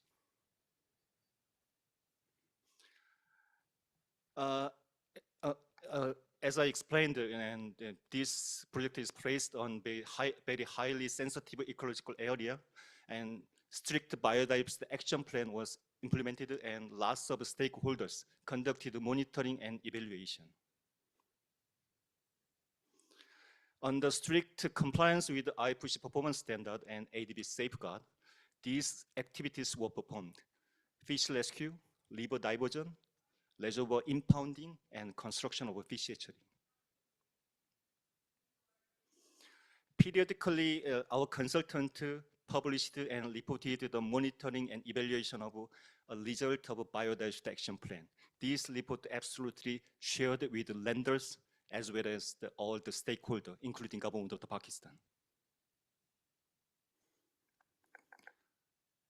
As a result of the strict compliance with the IFC performance standard and ADB safeguard, and especially through the monitoring and prevention of illegal fishing and release of the endangered fish from the fish hatchery, and it shows trend increasing of total fish abundance. You can see. Also, it shows trend increasing of golden mussel, endangered fish abundance as well. Based on our achievement and effort, then Asian Power Award presented an award in recognition of our achievement in 2016 and 2019 respectively. Also, our achievement was published in media as well. CDM, let me skip this slide. And in development of the clean energy, such as hydropower in emerging market, and enhancement of the relationship with the local people, and their active support is absolutely inevitable. Then Then project company and sponsors, and proactively we made the CSR program is being conducted. Cleft lip treatment, upgrade of the basic health unit, ambulance donation, education support, construction of school building, and installation of the solar system for self-power generation. And literature perspective as well. And environmental sector and construction of the solid waste bin, dust bin, and drinking water supply. Okay, let's move to Nepal UT1 project. Capacity, just brief project overview. Capacity is 216 megawatt. Location is 70 kilometers north of the Kathmandu, Laswa district. And the whole concessional period is 35 years, including 5 years construction period. And expected project cost is $647 million US. No, for your information, it is under construction now. There are lots of the key project benefit, but out of those benefits, I just would like to highlight that this project will be the successful project financing model. I can barely tell you in IPP project in Nepal, this UT1 project could be the model project by bringing in successful project financing from international financial institution and execution of the bankable project document. There was very long history of this project, and it took very long time to achieve the financial close and start the main construction work. One of the reasons is that there was the devastating and catastrophic earthquake in 2015. Is anyone from the Nepal? Okay. Anyhow, from sponsors' perspective, it was very painful history. But anyhow, we achieved the finance close 2022 and started the main construction. Now, on the construction, we are targeting to complete all construction work and start the commercial operation in the end of the next year. Project structure is very similar to Pakistan project but one thing different is that IFC, International Finance Corporation, a group of the World Bank, joined this project as co-investor and co-developer from the initial stage. And 9 banks joined this project as lenders, MDB, Korean ECA, and Development Financial Institution.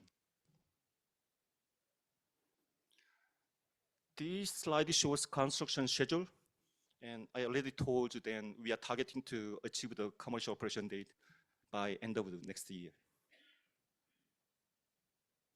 This is photo about the construction work, overview of construction progress of the headwork, tunnel excavation, and current status of underground powerhouse, and mechanical and electrical work as well. NWDC, the special purpose vehicle and project company, declared environmental and social policy statement for compliance with national and international regulations, excellent working environment, reduction of project risk, materialization of benefit to local community, minimization of project footprint, and sustainability. For better and efficient the environmental social issues management, and project company developed digital environmental social management system, and it is under operation now.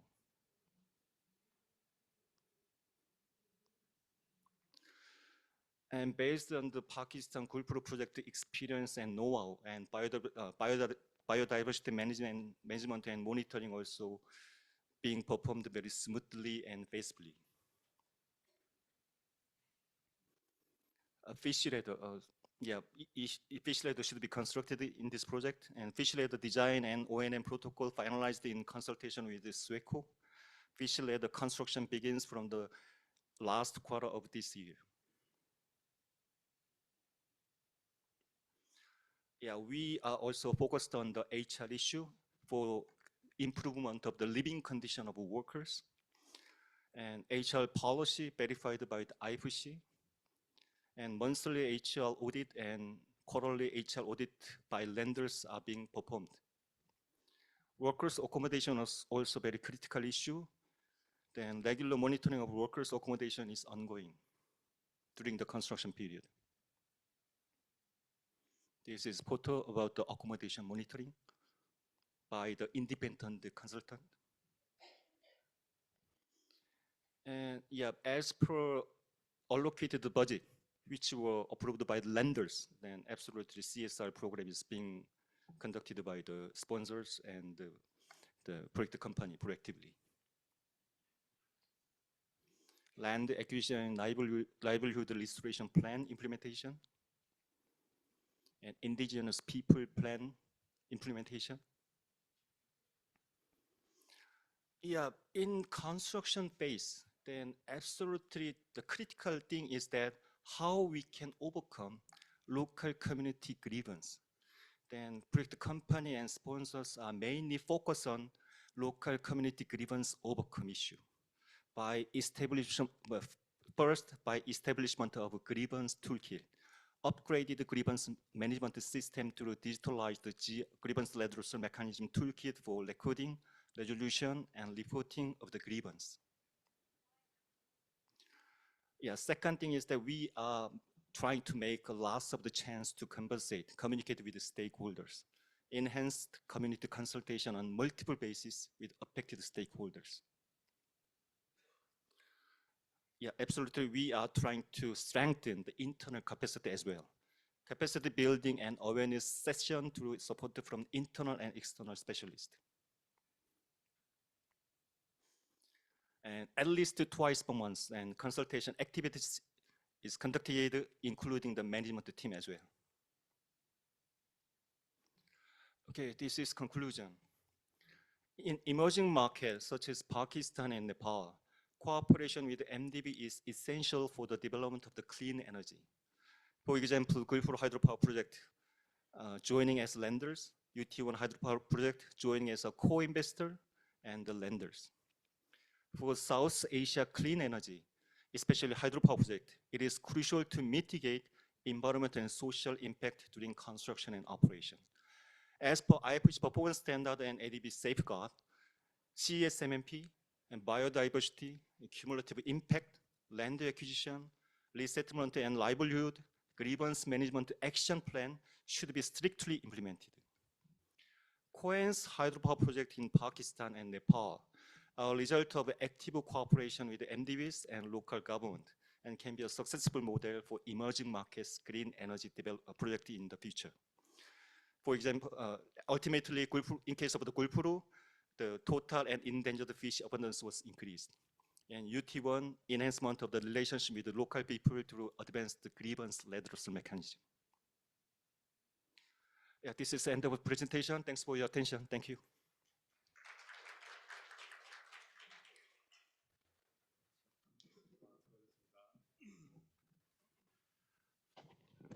Thank you, Mr. Yoon, for the wonderful case studies. Not only the hydropower itself, but also social and environmental impact-wise. The company was very, very engaging with the local stakeholders. We learned a lot, your experience. Now we move to the floating solar, right? Mr. Tae-hoon Kim, he's a senior manager at K-Water, Korea's leading water resource authority. And he will deliver his experience in floating solar PV. Mr. Kim will present K-Water's innovative strategy to support Korea's NDC goals and regional cooperation. Please welcome Mr. Kim. Come forward, please.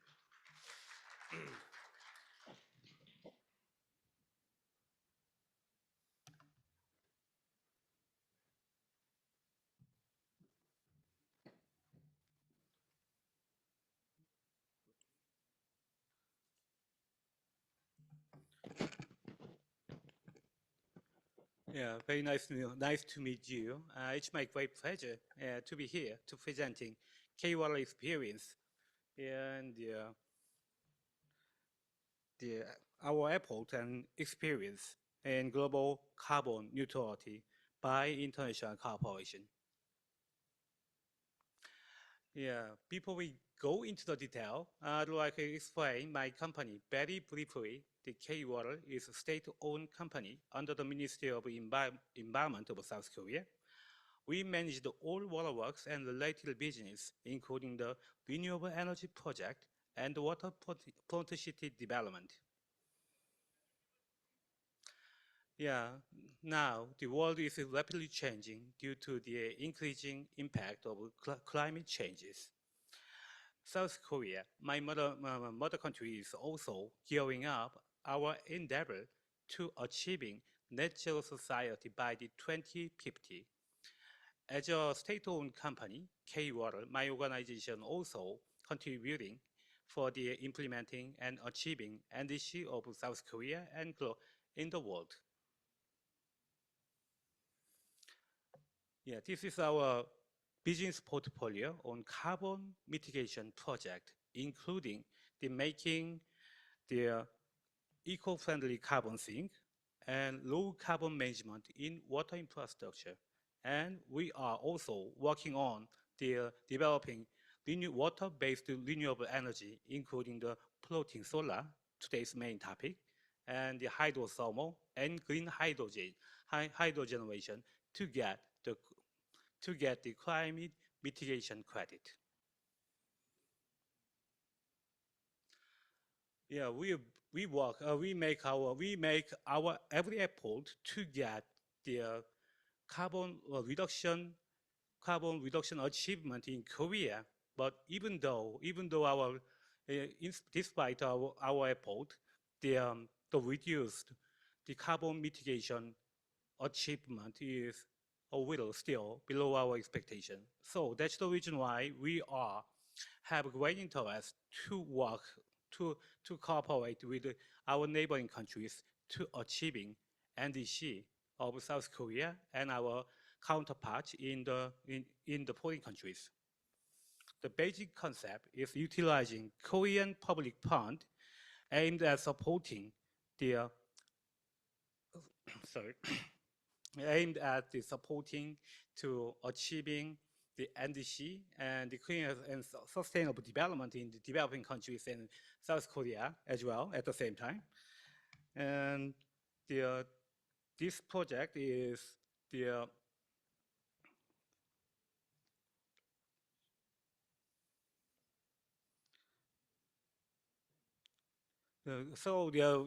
our project, the outcome of this our collaboration, so-called ITMO, the Internationally Transferred Outcome of Mitigation, are divided by the K-Water and the hosting country, so the bilateral negotiation and agreement.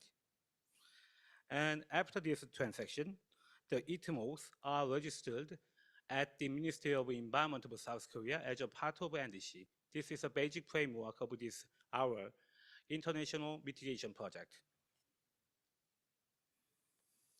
This section shows the dilemma when we are developing the international mitigation project in the beginning stages. As similar to the other developers, the K-Water also want to get more mitigation outcome quickly. But it's a natural it takes lots of time to get the final reward or big reward in the international mitigation project.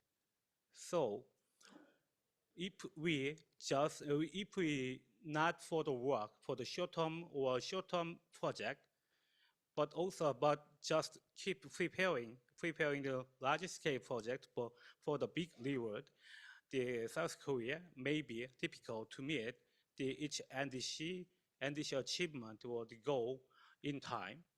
So we take the two parts or the two-track approach. Starting the small scale brownfield project at first, and while preparing large scale greenfield project in parallel. The figure in the below shows what we are working in the international field to get the NDC or the NDC in the other countries. As you can see, lots of our projects still they are imbalanced in the hydropower. That's the reason why we have great interest to develop the floating solar and other water-related renewable energy.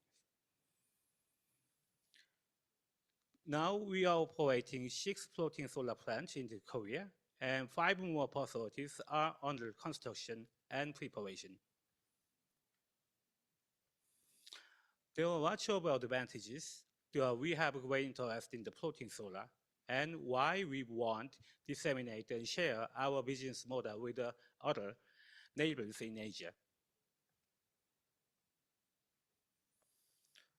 This pages shows what we learned from our past project. First of all, local community engagement is very important. Without it, our project development may be seriously delayed, and project cost also skyrocketed. Then how we can obtain this important project acceptably? So we think, I think it is very important to get the local acceptance by through the extensive environmental and social impact studies on the floating solar. For example, South Korean citizens, they are very sensitive and concerned about their potential negative impact of buoyancy and other floating solar plants to the water bodies, including the water quality degradation, sedimentation increase, and reduced number of underwater species. So we take comprehensive environmental test regular basis to get rid of or to make our local citizens more comfortable. And last lesson we learn is the importance of the community engagement. That one is that works. These important issues, important factor works for the mobilizing finance, but also to improve the local community acceptance to the infrastructure development. This page shows what we are working on.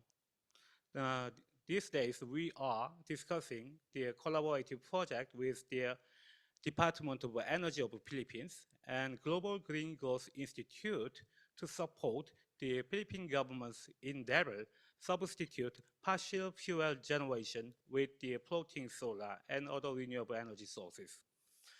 The key project partner is K-Water and Ministry of Energy of the Philippines and Global Green Growth Institute. Our project consists of 2 parts. In the first page, we make and provide very comprehensive and detailed the policy framework for the floating solar project, and we make the sector master plan how the floating solar project is meaningful and how it works, this project is helpful to meet the net zero transition of the Philippines. In the second page, we will construct 2 or 3 pilot facilities at the location, the capacity of the 3 megawatt, under the 3 megawatt, at several locations designated by the Ministry of the Department of Energy after the project partner consultation. My last word, the way forward. Our current business portfolio on the floating solar is primarily based in South Korea. We want to disseminate this model to the other neighboring countries, and we want to have or secure some more the collaboration opportunity with the ESG stakeholders and the climate fund and MDB like ADB for the scale up of this business. That's the reason I am here to share our knowledge and experience with the with you. And lastly, we are always open for any of cooperation. Any of your project cooperation proposal, highly appreciated. Thanks a lot.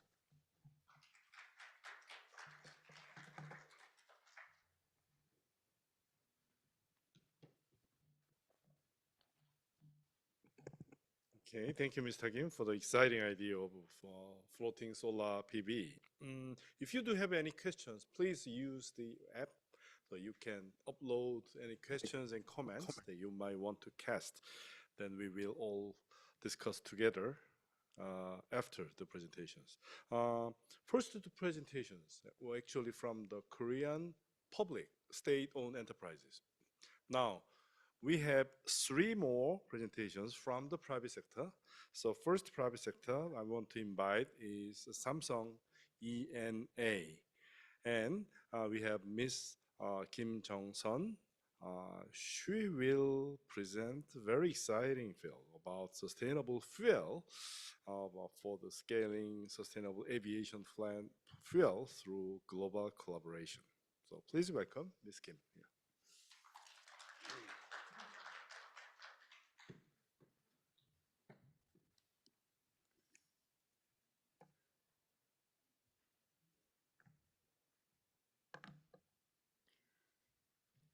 Yeah, good afternoon, ladies and gentlemen. It's my pleasure to present about this presentation. And my name is Jong-sung Kim. I am group leader of the sales group in Sales and Business Development Division of Samsung ENA.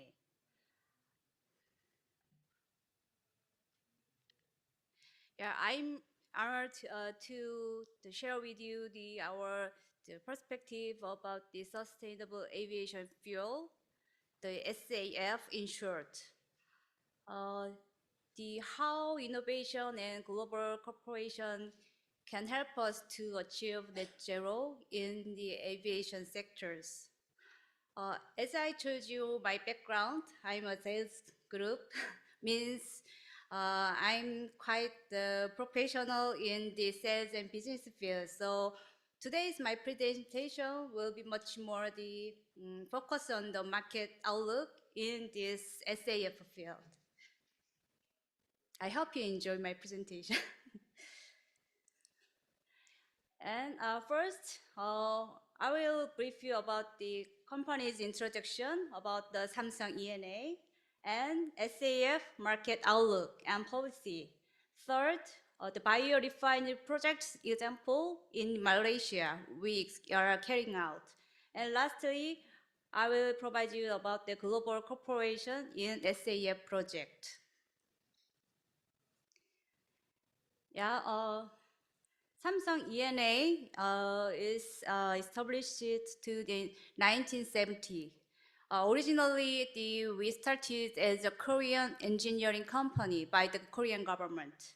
And 1980, the Samsung Group acquired this Korean engineering company, and now it's belonging in the Samsung Group. Our head office is located in South Korea, and we have 17 global offices worldwide.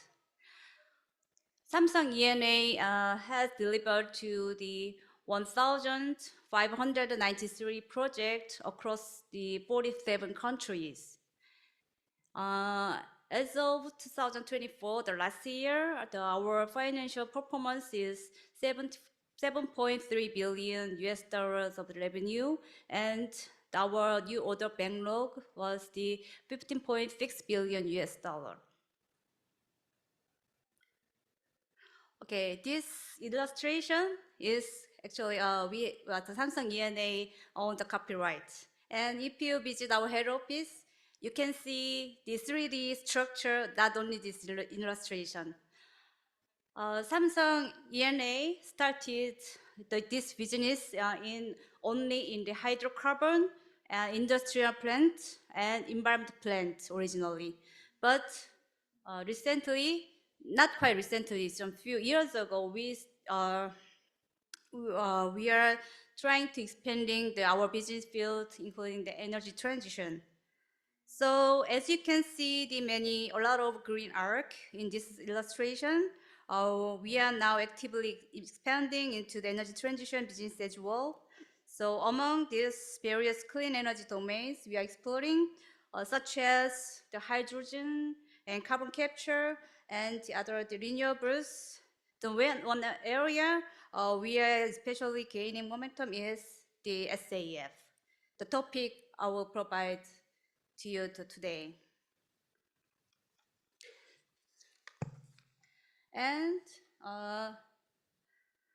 now let's take a look at the essential facts. Now you need to know about the SAF.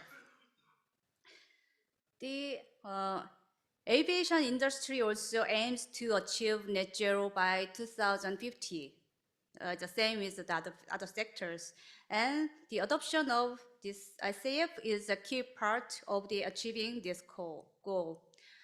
And the feedstock of this SAF is from the many waste, like used cooking oil, municipal waste, and some used plastic like that.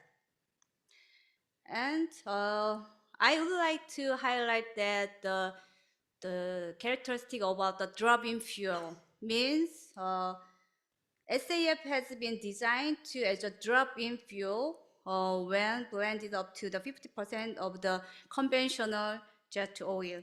That means the aircraft can use this SAF without any modification about the modification of the existing engines. So now most of the aircraft can use by the blending between this SAF and conventional aviation fuel. Maybe we can call CAF, conventional. So this is a very strong point. The SAF can use now also using and blending. And SAF is already certified under the international sustainability agencies.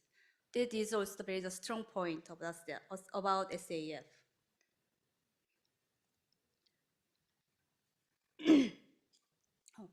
And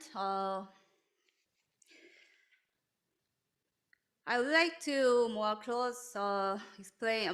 explain about this SAF market outlook. On the left side, in the pie chart, as you can see, the SAF accounts for the 65% of the total projected carbon reduction. So to achieve net zero by the 2050 in the aviation sector, the most dominant and important part should be from the SAF. And as I know, the carbons exploring the many of the field, industrial field, this aviation sector is very, very important. So when you see the right side of the graph, 2025, this year, the expected production capacity of the SAF is 8 billion liters and will be increased annually, and eventually by the 2050, the capacity should be 445 billion liters. Is like more than 50 times compared with this year. So, okay, now we need a lot of SAF. Then the problem to achieve this increase of the production is, I think, the core problem is the price. For the time being, the price of the SAF is much higher than conventional jet fuel.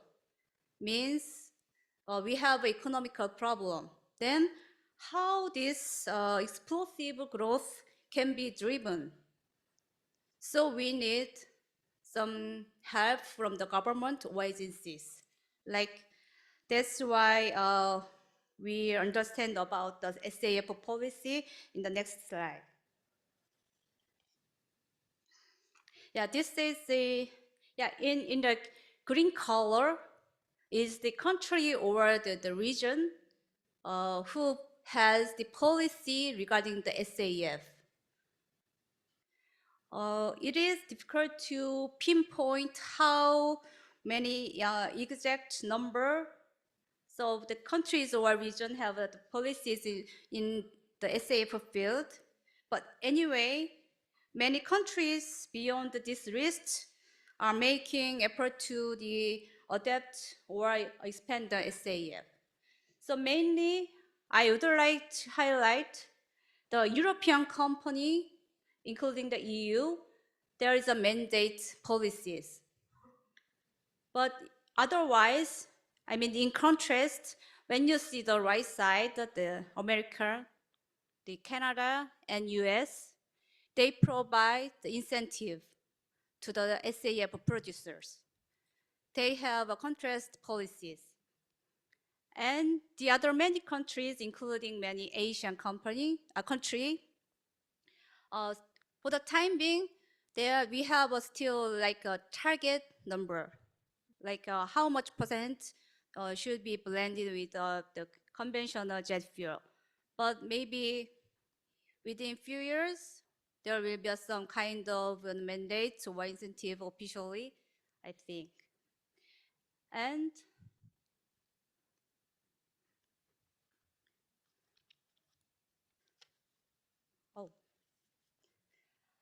I would like to compare with the policy between the EU and the US because it can be a quite interesting point. In EU, they have mandate policies. So the New Fuel EU Aviation Policies is an initiative introduced by the EU to reduce carbon emission in the aviation sector. So when you see the graph, this year, 2025, the blending ratio should be 2% and 6% by the 2030 and 34% by the 2040 and eventually should be 70% by the 2050. Means in 2050, 70% of all the jet fuel should be from the SAF. Otherwise, the aircraft does not meet this regulation, they have to pay the penalty. So roughly, the penalty is calculated like this way. There's a high price of the SAF, and the price is the conventional aviation fuel's price, the gap. But nobody wants to handle this gap. So that's why the penalty is twice of this gap price. Do you understand? Yeah. So now these days, many aircraft or the SAF producers has a strong willingness to build the SAF plants because of this reason. But this is not for only the European airlines. Even though, like for example, Korean airline should go to the Europe, one of the countries, for example, the Paris, and they have to be refueled in Paris airport. Then this regulation will be applied. So this is for most of all the airlines. But in contrast, in America, they have Inflation Reduction Act, we call IRA in short. This is an incentive program to support the investment. So this clean energy fuel part, the Act 45Z is applied. So maximum 1.75 US dollar per gallon can be supported by the government. Actually, this is a very big amount. And the important thing is after the Trump administration, after the Trump's second Trump government, recently Trump administration announced about this IRA, and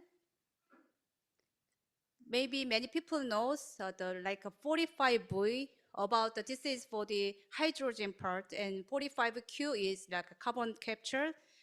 The 45V is a little bit reduced, and 45Q is stay, but Trump administration expand the duration of the apply of this 45Z from the 2027 to 2031. Means this SAF business will be anyway expanded. Yeah, this is the pathway for the SAF production. I will just briefly explain about you. The oil feedstock, from the oil feedstock, we can make the SAF. The process name is HEFA. That is the only the economic process for the time being. And anyway, we have to go to the down. From the water and fuel gas, that is the unlimited feedstock, as you can imagine. And from the water, I mean the hydrogen, and the fuel gas, we have to capture the CO2. That from this hydrogen and CO2, we can make SAF. This is eventual way we have to go to achieve the 70% by the 2050. And this is the Pengerang biorefinery project. This is the plant to produce SAF in Malaysia. And our company now is carrying out this project, and the production will be from the 2028. I would like to explain the funny things. You can see the red mark. It's very close to the Singapore. This SAF consumed in mainly Singapore, Changi Airport. The reason why this plant is building in the Malaysia is an economic point. Less capex and also less regulation.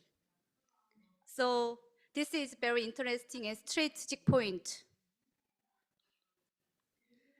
Yeah, and Samsung E&A, we're trying to provide total solution for the SAF. We are collaborating with a lot of technology provider, and not even the EPC services. We are providing to the like a feasibility study and or the basic engineering services to support the potential SAF producers. And also, yeah, we are trying to co-development with a company for the SA project.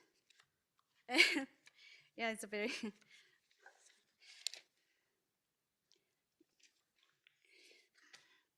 and to develop the SA project, this is we need a global cooperation in, for example, production and supply chain stakeholder, and consumption and utilization stakeholder, and also the government and the financial and research stakeholder as well. Yeah, this is the last page. The left side, this is the current producer for the SAF. But the right side, there are so many potential producers who want to develop and produce the SAF. And that means there are a lot of business opportunity in this field. Yeah, I'm sorry to finish my presentation late, but I thank you and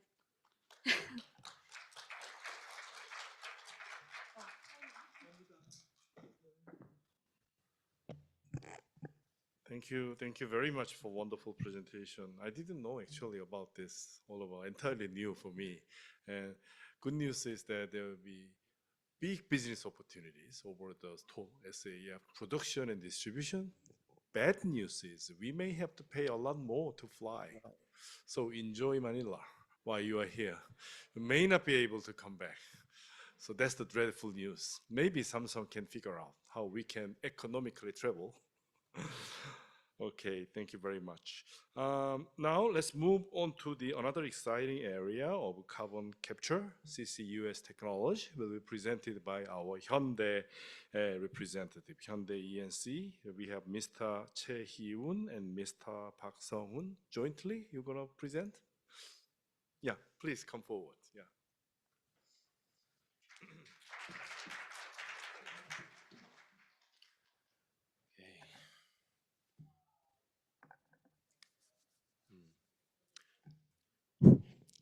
Okay.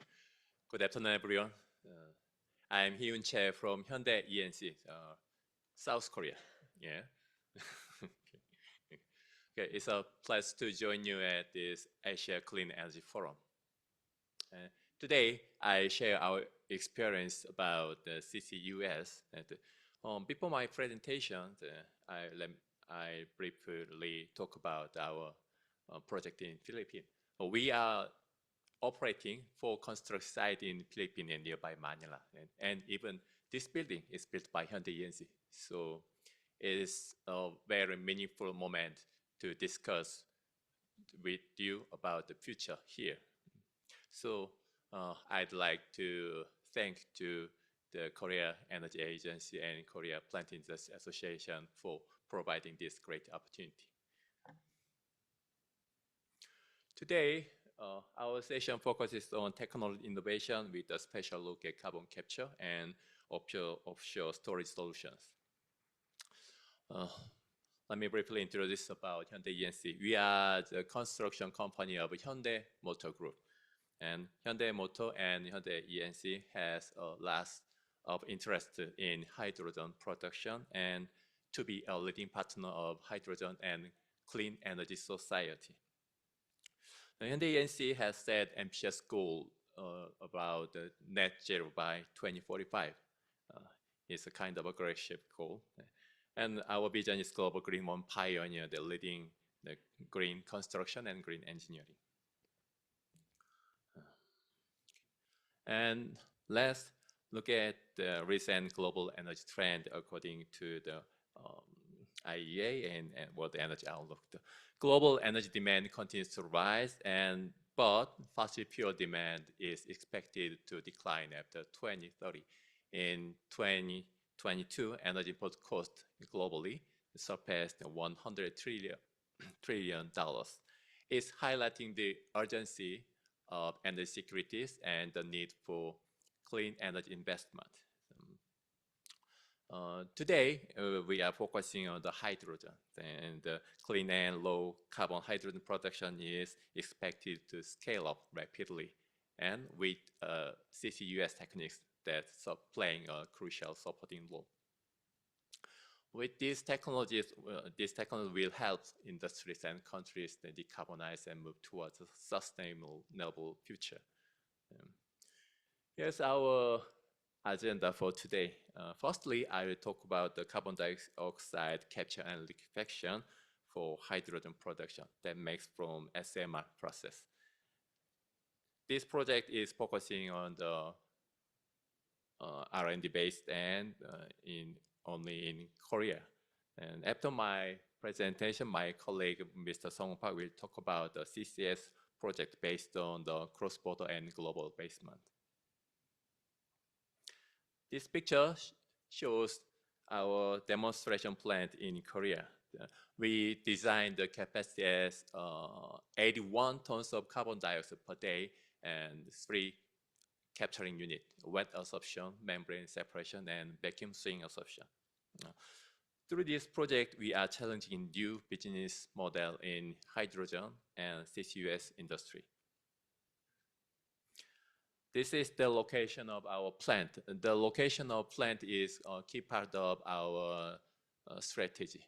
It is located in hydrogen production complex site in Korea and is linked to several operating SMR and CCU plant. This enables strong integration and synergy that allowing us to share resources and maximize the plant efficiency and accelerate the development of clean hydrogen ecosystem. This slide shows our project flow. Carbon dioxide processed carbon dioxide gas from an SMR is processed into using wet absorption and membrane separation unit that achieving high purity carbon dioxide gas. And another rich carbon dioxide gas that captured by vacuum swing absorption is integrated into another line. Then captured gas enters liquefaction unit where it is converted to liquid carbon dioxide and dry ice for storage or use. Okay. Unfortunately, there's the final end point of our project because CCS is now fully activated in Korea due to some kind of weak point. And we have the future plan to expand these solutions to, firstly, in similar application, we will apply to commercial scale blue hydrogen or ammonia project. At the same time, we will expand the target facilities like waste incinerator or high emission plant.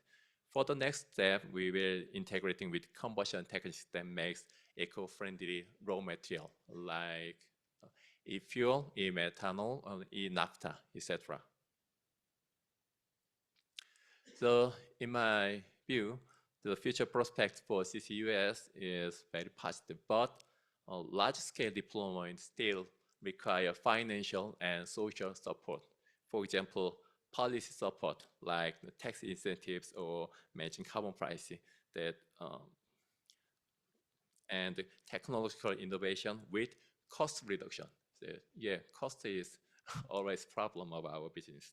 And finally, global cooperation is very important. This kind of support will accelerate our sustainable or feasible future for clean energy system. Due to the time limit, I will change my presentation. Okay, and now I'd like to hand over to my colleague, Mr. Song Park. He will talk about the CCS project using a global basement and deployed gas field. Thank you.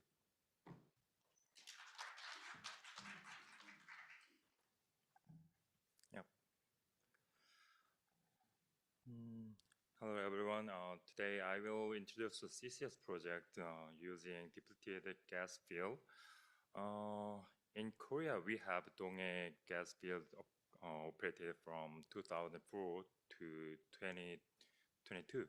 In 2023, Hyundai ENC carry out pre-FEED for Donghae CCS. For this project, we benchmarked the Porthos project in the Netherlands to prepare our study because those projects seem similar. We co-work with TNO, which is Netherlands government-funded R&D center. This is an introduction of a Porthos project. Porthos project is in Rotterdam. CO2 is captured from several companies and transported by pipeline. 30 kilometers onshore, 20 kilometers offshore. They use on offshore platform. Capacity is 2.5 million tons per year for 15 years. Now it is on the construction stage. Transported CO2 must be at least 95% purity with a very low water contents. This is based on a global CCS project data. Porthos project compressed 2.5 million tons CO2 yearly. It means that the maximum flow is about 344 tons per hour. We designed the boundary condition as a table, as you can see, and then onshore facility has two-stage compressor, coolers, filters, and so on, because it has CO2 gas injection. Offshore, offshore platform inject CO2 into subsea reservoir. It includes valve, safety system, and flow line connected to injection well. Renewable power like solar and wind is used for offshore platform. From now on, it is about Donghae CCS project in Korea. It is located near Ulsan East Sea. CO2 is captured from several companies, same as an Portos project, and sent by 60-kilometer offshore pipeline to the subsea. It uses existing platform, I mean the offshore platform and well. Capacity is 1.2 million tons per year for 10 years. We expect to start EPC stage in next year, 2026. CO2 comes from hydrogen production and the nearby power plants. Purity is very high, about 99.3%.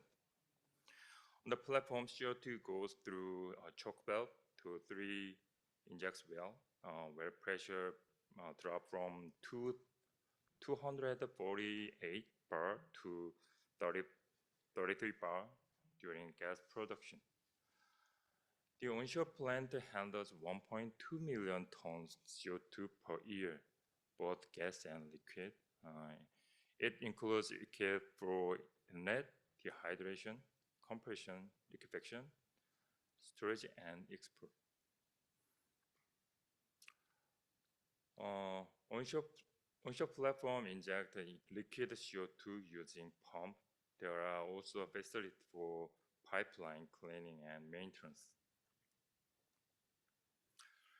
Comparing Portos and Donghae, Portos uses gas CO2, Donghae uses liquid CO2.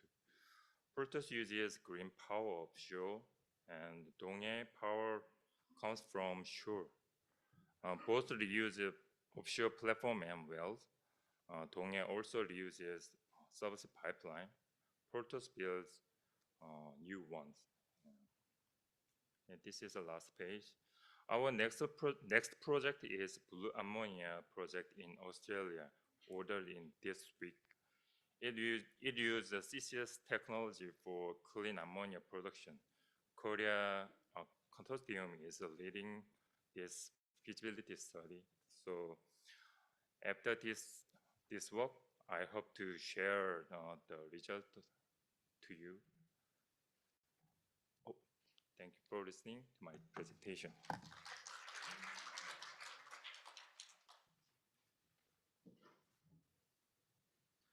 Okay, thank you both of you for showcasing the future of carbon capture and offshore storage. Now, one more presentation to go, which is a smaller company. It's not Samsung or Hyundai, but is a startup on the energy efficiency and blending the technology and the climate change issues. She is Miss Hye-jin Park, the manager at 60 Hertz, not 50 Hertz. And she leads innovation in digital energy solutions and will present an AI-driven decentralized renewable energy monitoring system. Please welcome Ms. Park.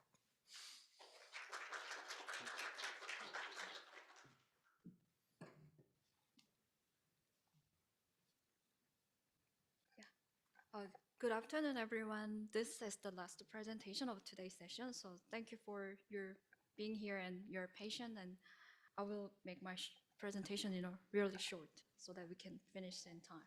Hi, my name is Hye Park, and I am the manager of the 60 Hertz. And first of all, I would like to thank you for giving us this huge opportunity so that we can introduce our company and the service that we are developing with the Korea Energy Agency. And I also would like to express my sincere appreciation extend to Korea Energy Agency, who has been our long-standing partner in this project and also this event possible. So today's presentation is divided in 3 parts, and I will begin with the introduction. So yeah, it's already been 2 months since this incident happened, and many of you probably recall this event happened in Spain at the end of the April. So I think this blackout just spread so quickly, and it also affected Portugal as well. So even though the power supply restored within a day, I think the impact is significant. So I think this incident reminded us how electricity is important for modern society. It's not a matter of just the convenience, but it is a foundation of our modern society and a very critical infrastructure. So to operate our grid more stable is also very important because it affects our daily lives, and it also secure our society's function to sustainability of our daily lives. And there are various research and analysis are going on what causes this incidents, and those factors on the screens are considered the major factors of the incidents. And all seems to be very technical issue, but I believe there is a more fundamental issue underneath them. And this is with the expansion of the renewable energy, actually, there are something coming up when we never consider when we do run the grid operation, and namely intermittency and decentralization. And those issues are becoming a core issue of these days.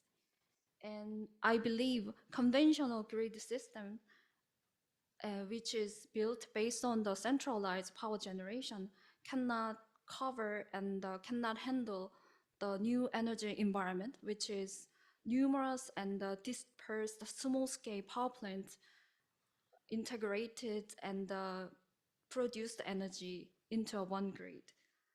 And that is why we need renewable energy system called REMS. So with REMS, we can enhance our grid resilience and we can run our grid more efficiently, and also we can make a better decision making based on the data that REMS provided us. So from this page, I will show what REMS is and what kind of information that REMS provided to us. So working with the Korea Energy Agency, we already realized some kind of nationwide REMS, and as of May 2025, already 1,800 units connected to this system with 900 megawatts power generation capacity. And furthermore, the cumulative energy power generation number is surpassed 7.65 terawatt hour, which is quite huge. And from this slide, I will show what kind of information that REMS provided in practice. So this is the main dashboard. And you can see here, you can check the overall power plant status through the main dashboard by region and the power source. And also you can check the cumulative power generation amount and the carbon reduction daily basis through this main dashboard. And also you can gather and check the data from by the energy source and by the region as well. Like we also provided the data like a visualization, like this page, we use the map. So you can easily compare the power generation amount, like a data energy source based or the regional based. And not just the monitoring, we also give you the analysis result as well with the REMS. So in this page, you can compare your power generation amount compare with the neighboring power plant. So you can, and also you can compare your power generation amount by the power operator or manufacturer of the solar power plant, solar panels or something, some equipment. So I believe that with the REMS, it's not just a monitoring tool, but it is more like an insightful management platform by enabling energy transition with the more sustainable energy society. And the next part is the features of the REMS. So I already mentioned it that we already realized some part of the nationwide REMS with the Korea Energy Agency, but we are not stopping here. So we are trying to developing the next generation LEMs these days, and we are developing some kind of very advanced features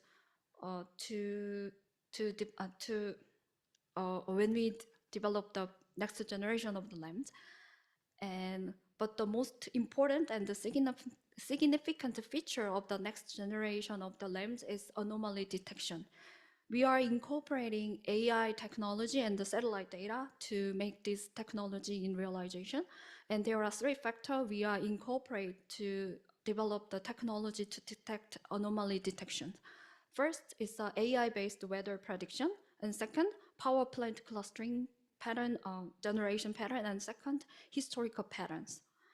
So first, AI-based weather prediction. So basically, we extract the key variable from the satellite data, the variable that affect the power generation amount from the renewable, like cloud or solar radiation, and then we predict the weather of the power plant, where the power plant locate, and based on that, ultimately we forecast the power generation amount of each power plant, and then we compare this forecast data to the actual one to detect anomaly. And the second is the power plant cluster. So we made a cluster based on the location of the power plant and their key characteristic, and then we extract the representative power pattern of each cluster. And then we compare to this representative curve with the actual amount of the power plant produced and to detect anomaly. And the last one is a historical pattern. So we already run the REMs on nationwide. That means that we has the historical data of each power plant generation. So we compare this historical pattern to the actual ones to detect the anomaly of each power plant. So this screenshot is actually it's a developing pace, but this screenshot is how the next generation LEMs looks like. And this page is focused on the anomaly detection. So we provided 3D visualization, and each dot of this 3D visualization representative each power plant connected to our LEMS system. And when you click the dot, then there is a detailed record of each power plant generation amount appears to below the visualization. And we do also provide some kind of summary, then you can you can get the number of the anomaly power plant in a really quick time. Yeah, and we will launch this next generation LEMs August in this year, and we do also have upgrade planned next years as well. Yeah, I think 60 hertz advanced technology is already going beyond Korea. So recently we signed some kind of MOU with the Mongolian government to collaborate with the AI-based forecasting system and the modernization of their electricity grid so that they can deploy more renewable energy into their national grid. So we are a very impact and technical driven company. And as you can see here in number, almost half of our employees are R&D related staff. And our achievement is already recognized from the internet by the internationally and domestically. We received multiple governmental awards as well. And we also received CES Innovation Award in 2023, and we also named the top 100 climate tech startups last year. And beside the Mongolian case that I present, we do also a lot of global collaboration, including private sectors as well. So we do project in the US with the Hyundai Motor Group, and we do joint research development with Germany, with the Fraunhofer Institute, which is very renowned institute for the energy industry. And we also do some kind of energy-related project in Vietnam as well. So 60 Hertz, we are do some global collaboration so that we can, using our advanced technology, we can accelerate the energy transition across the world. And that's the end of the presentation. And thank you for your attention. And if you have any question about our services or further discussion with us, then please contact us with the email in the slide. Thank you.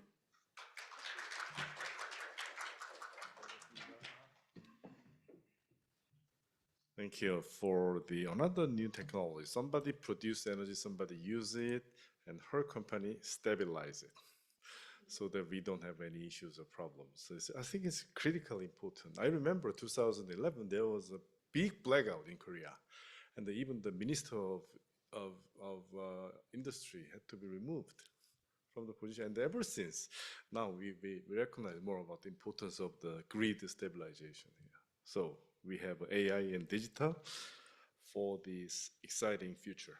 Okay, we had, how many minutes we have? Some good 20, 15, 10? Some time to network among ourselves. So don't worry, this is the last session. There is no further session anymore. So, but it's not gonna be overnight torture for all of you. So now I'd like to invite all 5 teams to be seated here, so that we can have a wonderful Q&A session. I already have some good questions here. So if you do have questions, you can come and directly ask questions, or you can upload your questions to the app. Please, we have all seats for you.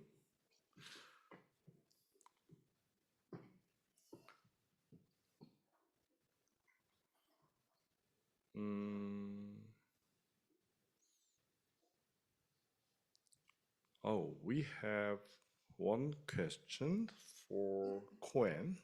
With reference to the Cooper project and given the ecological sensitivity, seismicity risk, earthquake risk, and country risk, can you please elaborate on the negotiation strategy carried out to obtain financing for the project? First of all, yeah, negotiation issue. Yeah, actually, when we developed the group project from the 2012, that time in Pakistan, the electricity demand was very high, but the supply was very low. Then government was very friendly to approach the foreign direct investment. Then when we negotiate the PPA with the CPPAG, the off-taker, then it was not difficult to reach consensus about the tariff, the electricity price. But as you understand well, this time the Pakistan government stance is wholly different, because in comparison with the other country, South Asian country, Pakistan, the electricity price is comparatively very high. Then government of the Pakistan now trying to reduce the tariff and trying to renegotiate the PPA, which was already signed. Then, yeah, but the seismicity and force measure, it can be covered, and we can find any other alternative. But in case of a political risk, it means trying to renegotiate the already signed the project document, such as the PPA. It is absolutely the political risk, and which is very huge barrier and the hurdle to make foreign investors hesitate to invest in Pakistan. Then, yeah, for example, based on the experience of the Gulpur project in the Pakistan, and Cohen tried to develop another 2 projects in the Pakistan.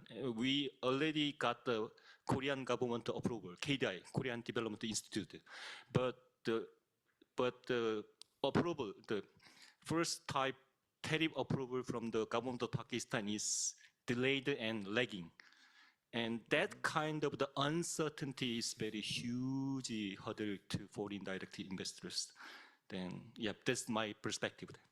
Okay, yeah. One more for you, about your environmental and social impact of hydropower development be monitored during operation.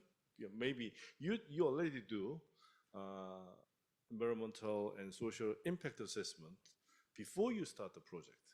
But what about ongoing stage, even the operation phase? You keep monitoring all this, or you have third-party audit system or community monitoring system? Yeah, absolutely. We have to. We should keep the monitoring even during the operation phase. And we hired the independent consultant for monitoring and evaluation of the environmental social impact.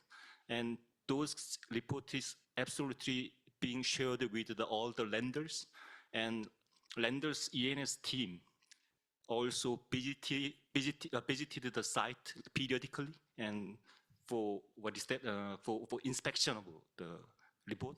Yeah, absolutely. The ENS compliance is most important thing to, especially MDB and yeah. Okay, thank you. This is a question for K-Water, Mr. Kim, about the resilience of the floating solar installation.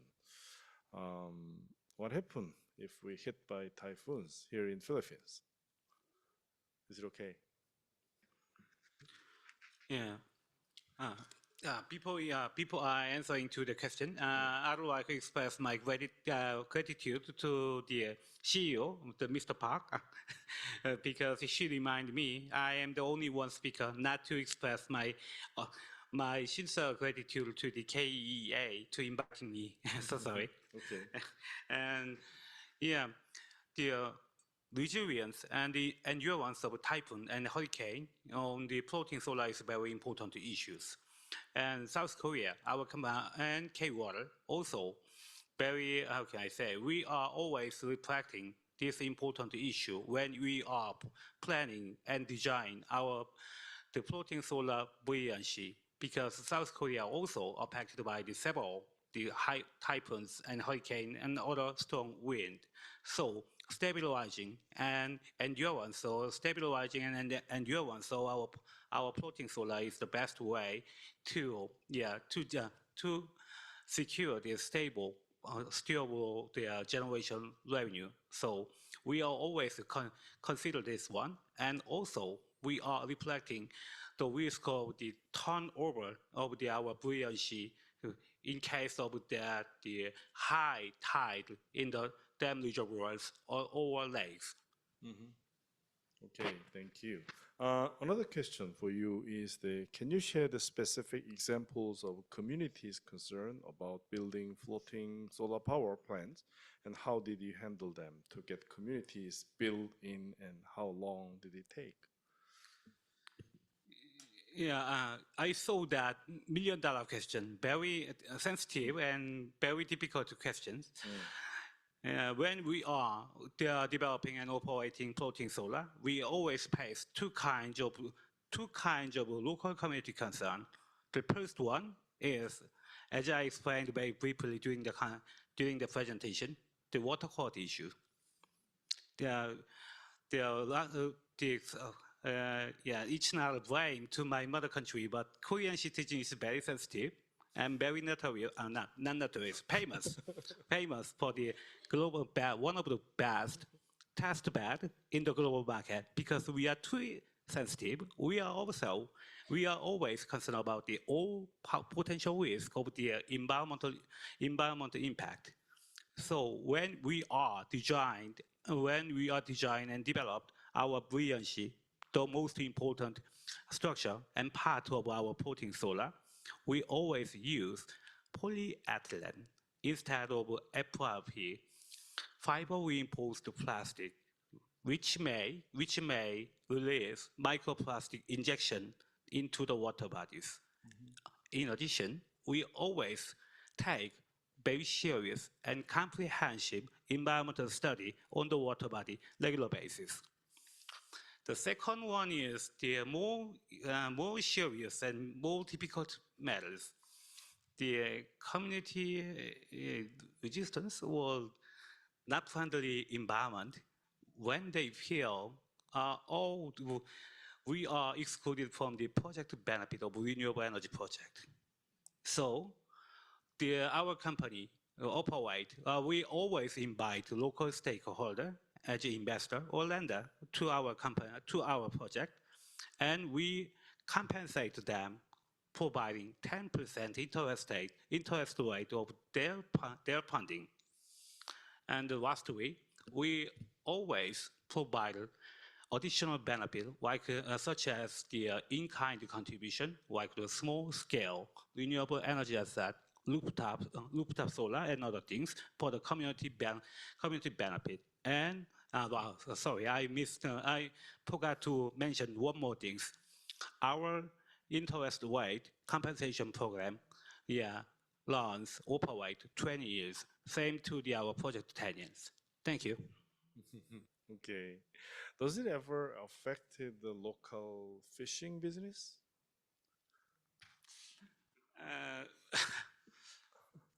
Well, very Another tricky question. another $1 million question. Maybe we will discuss over the pint later. Yeah, the very detailed and preliminary discussion with the local stakeholders is a very important one. And the local fishery or fishermen in the community is one of our major stakeholders. So whenever we make our project, we start or initialize our project, we contact and discuss a lot with the fishery. In extreme case, we exchanged some alcohol, very famous soju combination, and soju and macju with the local stakeholders. Okay, I see. Now let's quickly move to 60 Health. The question is simple. I don't know whether you can understand. Is RAM installed on the generation, transmission, or distribution facilities? Step by step. Yeah. Actually, from my answer from this, actually the power plant connected to our system currently was not monitored by the government because it's a small scale and dispersed in a large scale. So because of our system, our Korean government can monitor each small scale power plant through the one system, and we installed RTU to each power plant across the whole country, and then so that we can monitor the status and the more functionality of each power plant. Yeah, I hope this answer is this is the right answer to your question. Okay, thank you very much. If you have any follow-up questions, you can always cast it. I'd like to also give two questions for two companies, Samsung and Hyundai, about your rate of return. There was a question asking this new innovative way of doing business contributed to your business returns or not? If it's contributed, how much you got from this project, ROI? I know it's very difficult to pinpoint, but both of you mentioned this is new horizon for the big business opportunities, and then the question was how big? How big was the opportunity? Yes, Samsung first. Okay, Samsung E&A's main business is to provide engineering, procurement, and construction services. However, in this energy transition field, we also sometimes provide or invest some service or some money to build some project. And for example, recently we made some investment to the electrolyzer company, the named NEL, N-E-L, in Norway. This is a part of the new business field in Samsung E&A. So yeah, for the time being, maybe some years, it is difficult to get some returns of our investment. But anyway, eventually, this is the way we have to go. We believe that. So that's why we are doing our original business, and at the same time, we are also trying to expand our business field to the energy transition with the investment of the Yeah. resource and the money. Okay, I understand. Yeah. New business area will take some time Yes. to be more competitive for the market as well. I remember the Samsung ENA's big leap was found in Mexico. Yeah. When you partnered with Pemex, they Yes, started right. to build the big oil refineries. Yes, that was a very important juncture in the company history. That's They right. shifted to the overseas petrochemical refinery Refiner constructions. project. And now this is another leap, I guess. Yeah, That's yeah. right. Okay, good for you as well. What about Hyundai? Is it good business? Frankly speaking, actually, I don't know ROI of this business yeah. until yet. Yeah. Anyway, we Hyundai ENC, we publicly announced our transformation from traditional construction company to energy-focused enterprise in Okay. this year. Okay. Yeah. So we are seeking our new business opportunity and partnerships to make the good production and good ROI. And so we are operating the R&D and commercialized project. Thank you. Okay, thank you very much. I think it's very similar pattern. Both of the big giants are heading for now from the traditional, probably EPC business, and then now you're shifting to a more technology-oriented and also blended with other areas. So a more integrated model can be found in the future. Okay, I think times are running out. We only have 42 seconds, so let me wrap up the session. This concludes our deep dive workshop. On behalf of the Korea Energy Agency, I'd like to thank the speakers and participants for their valuable contributions. Let's continue working together towards a cleaner and more sustainable future. Thank you very much for your contribution and participation. Thank you.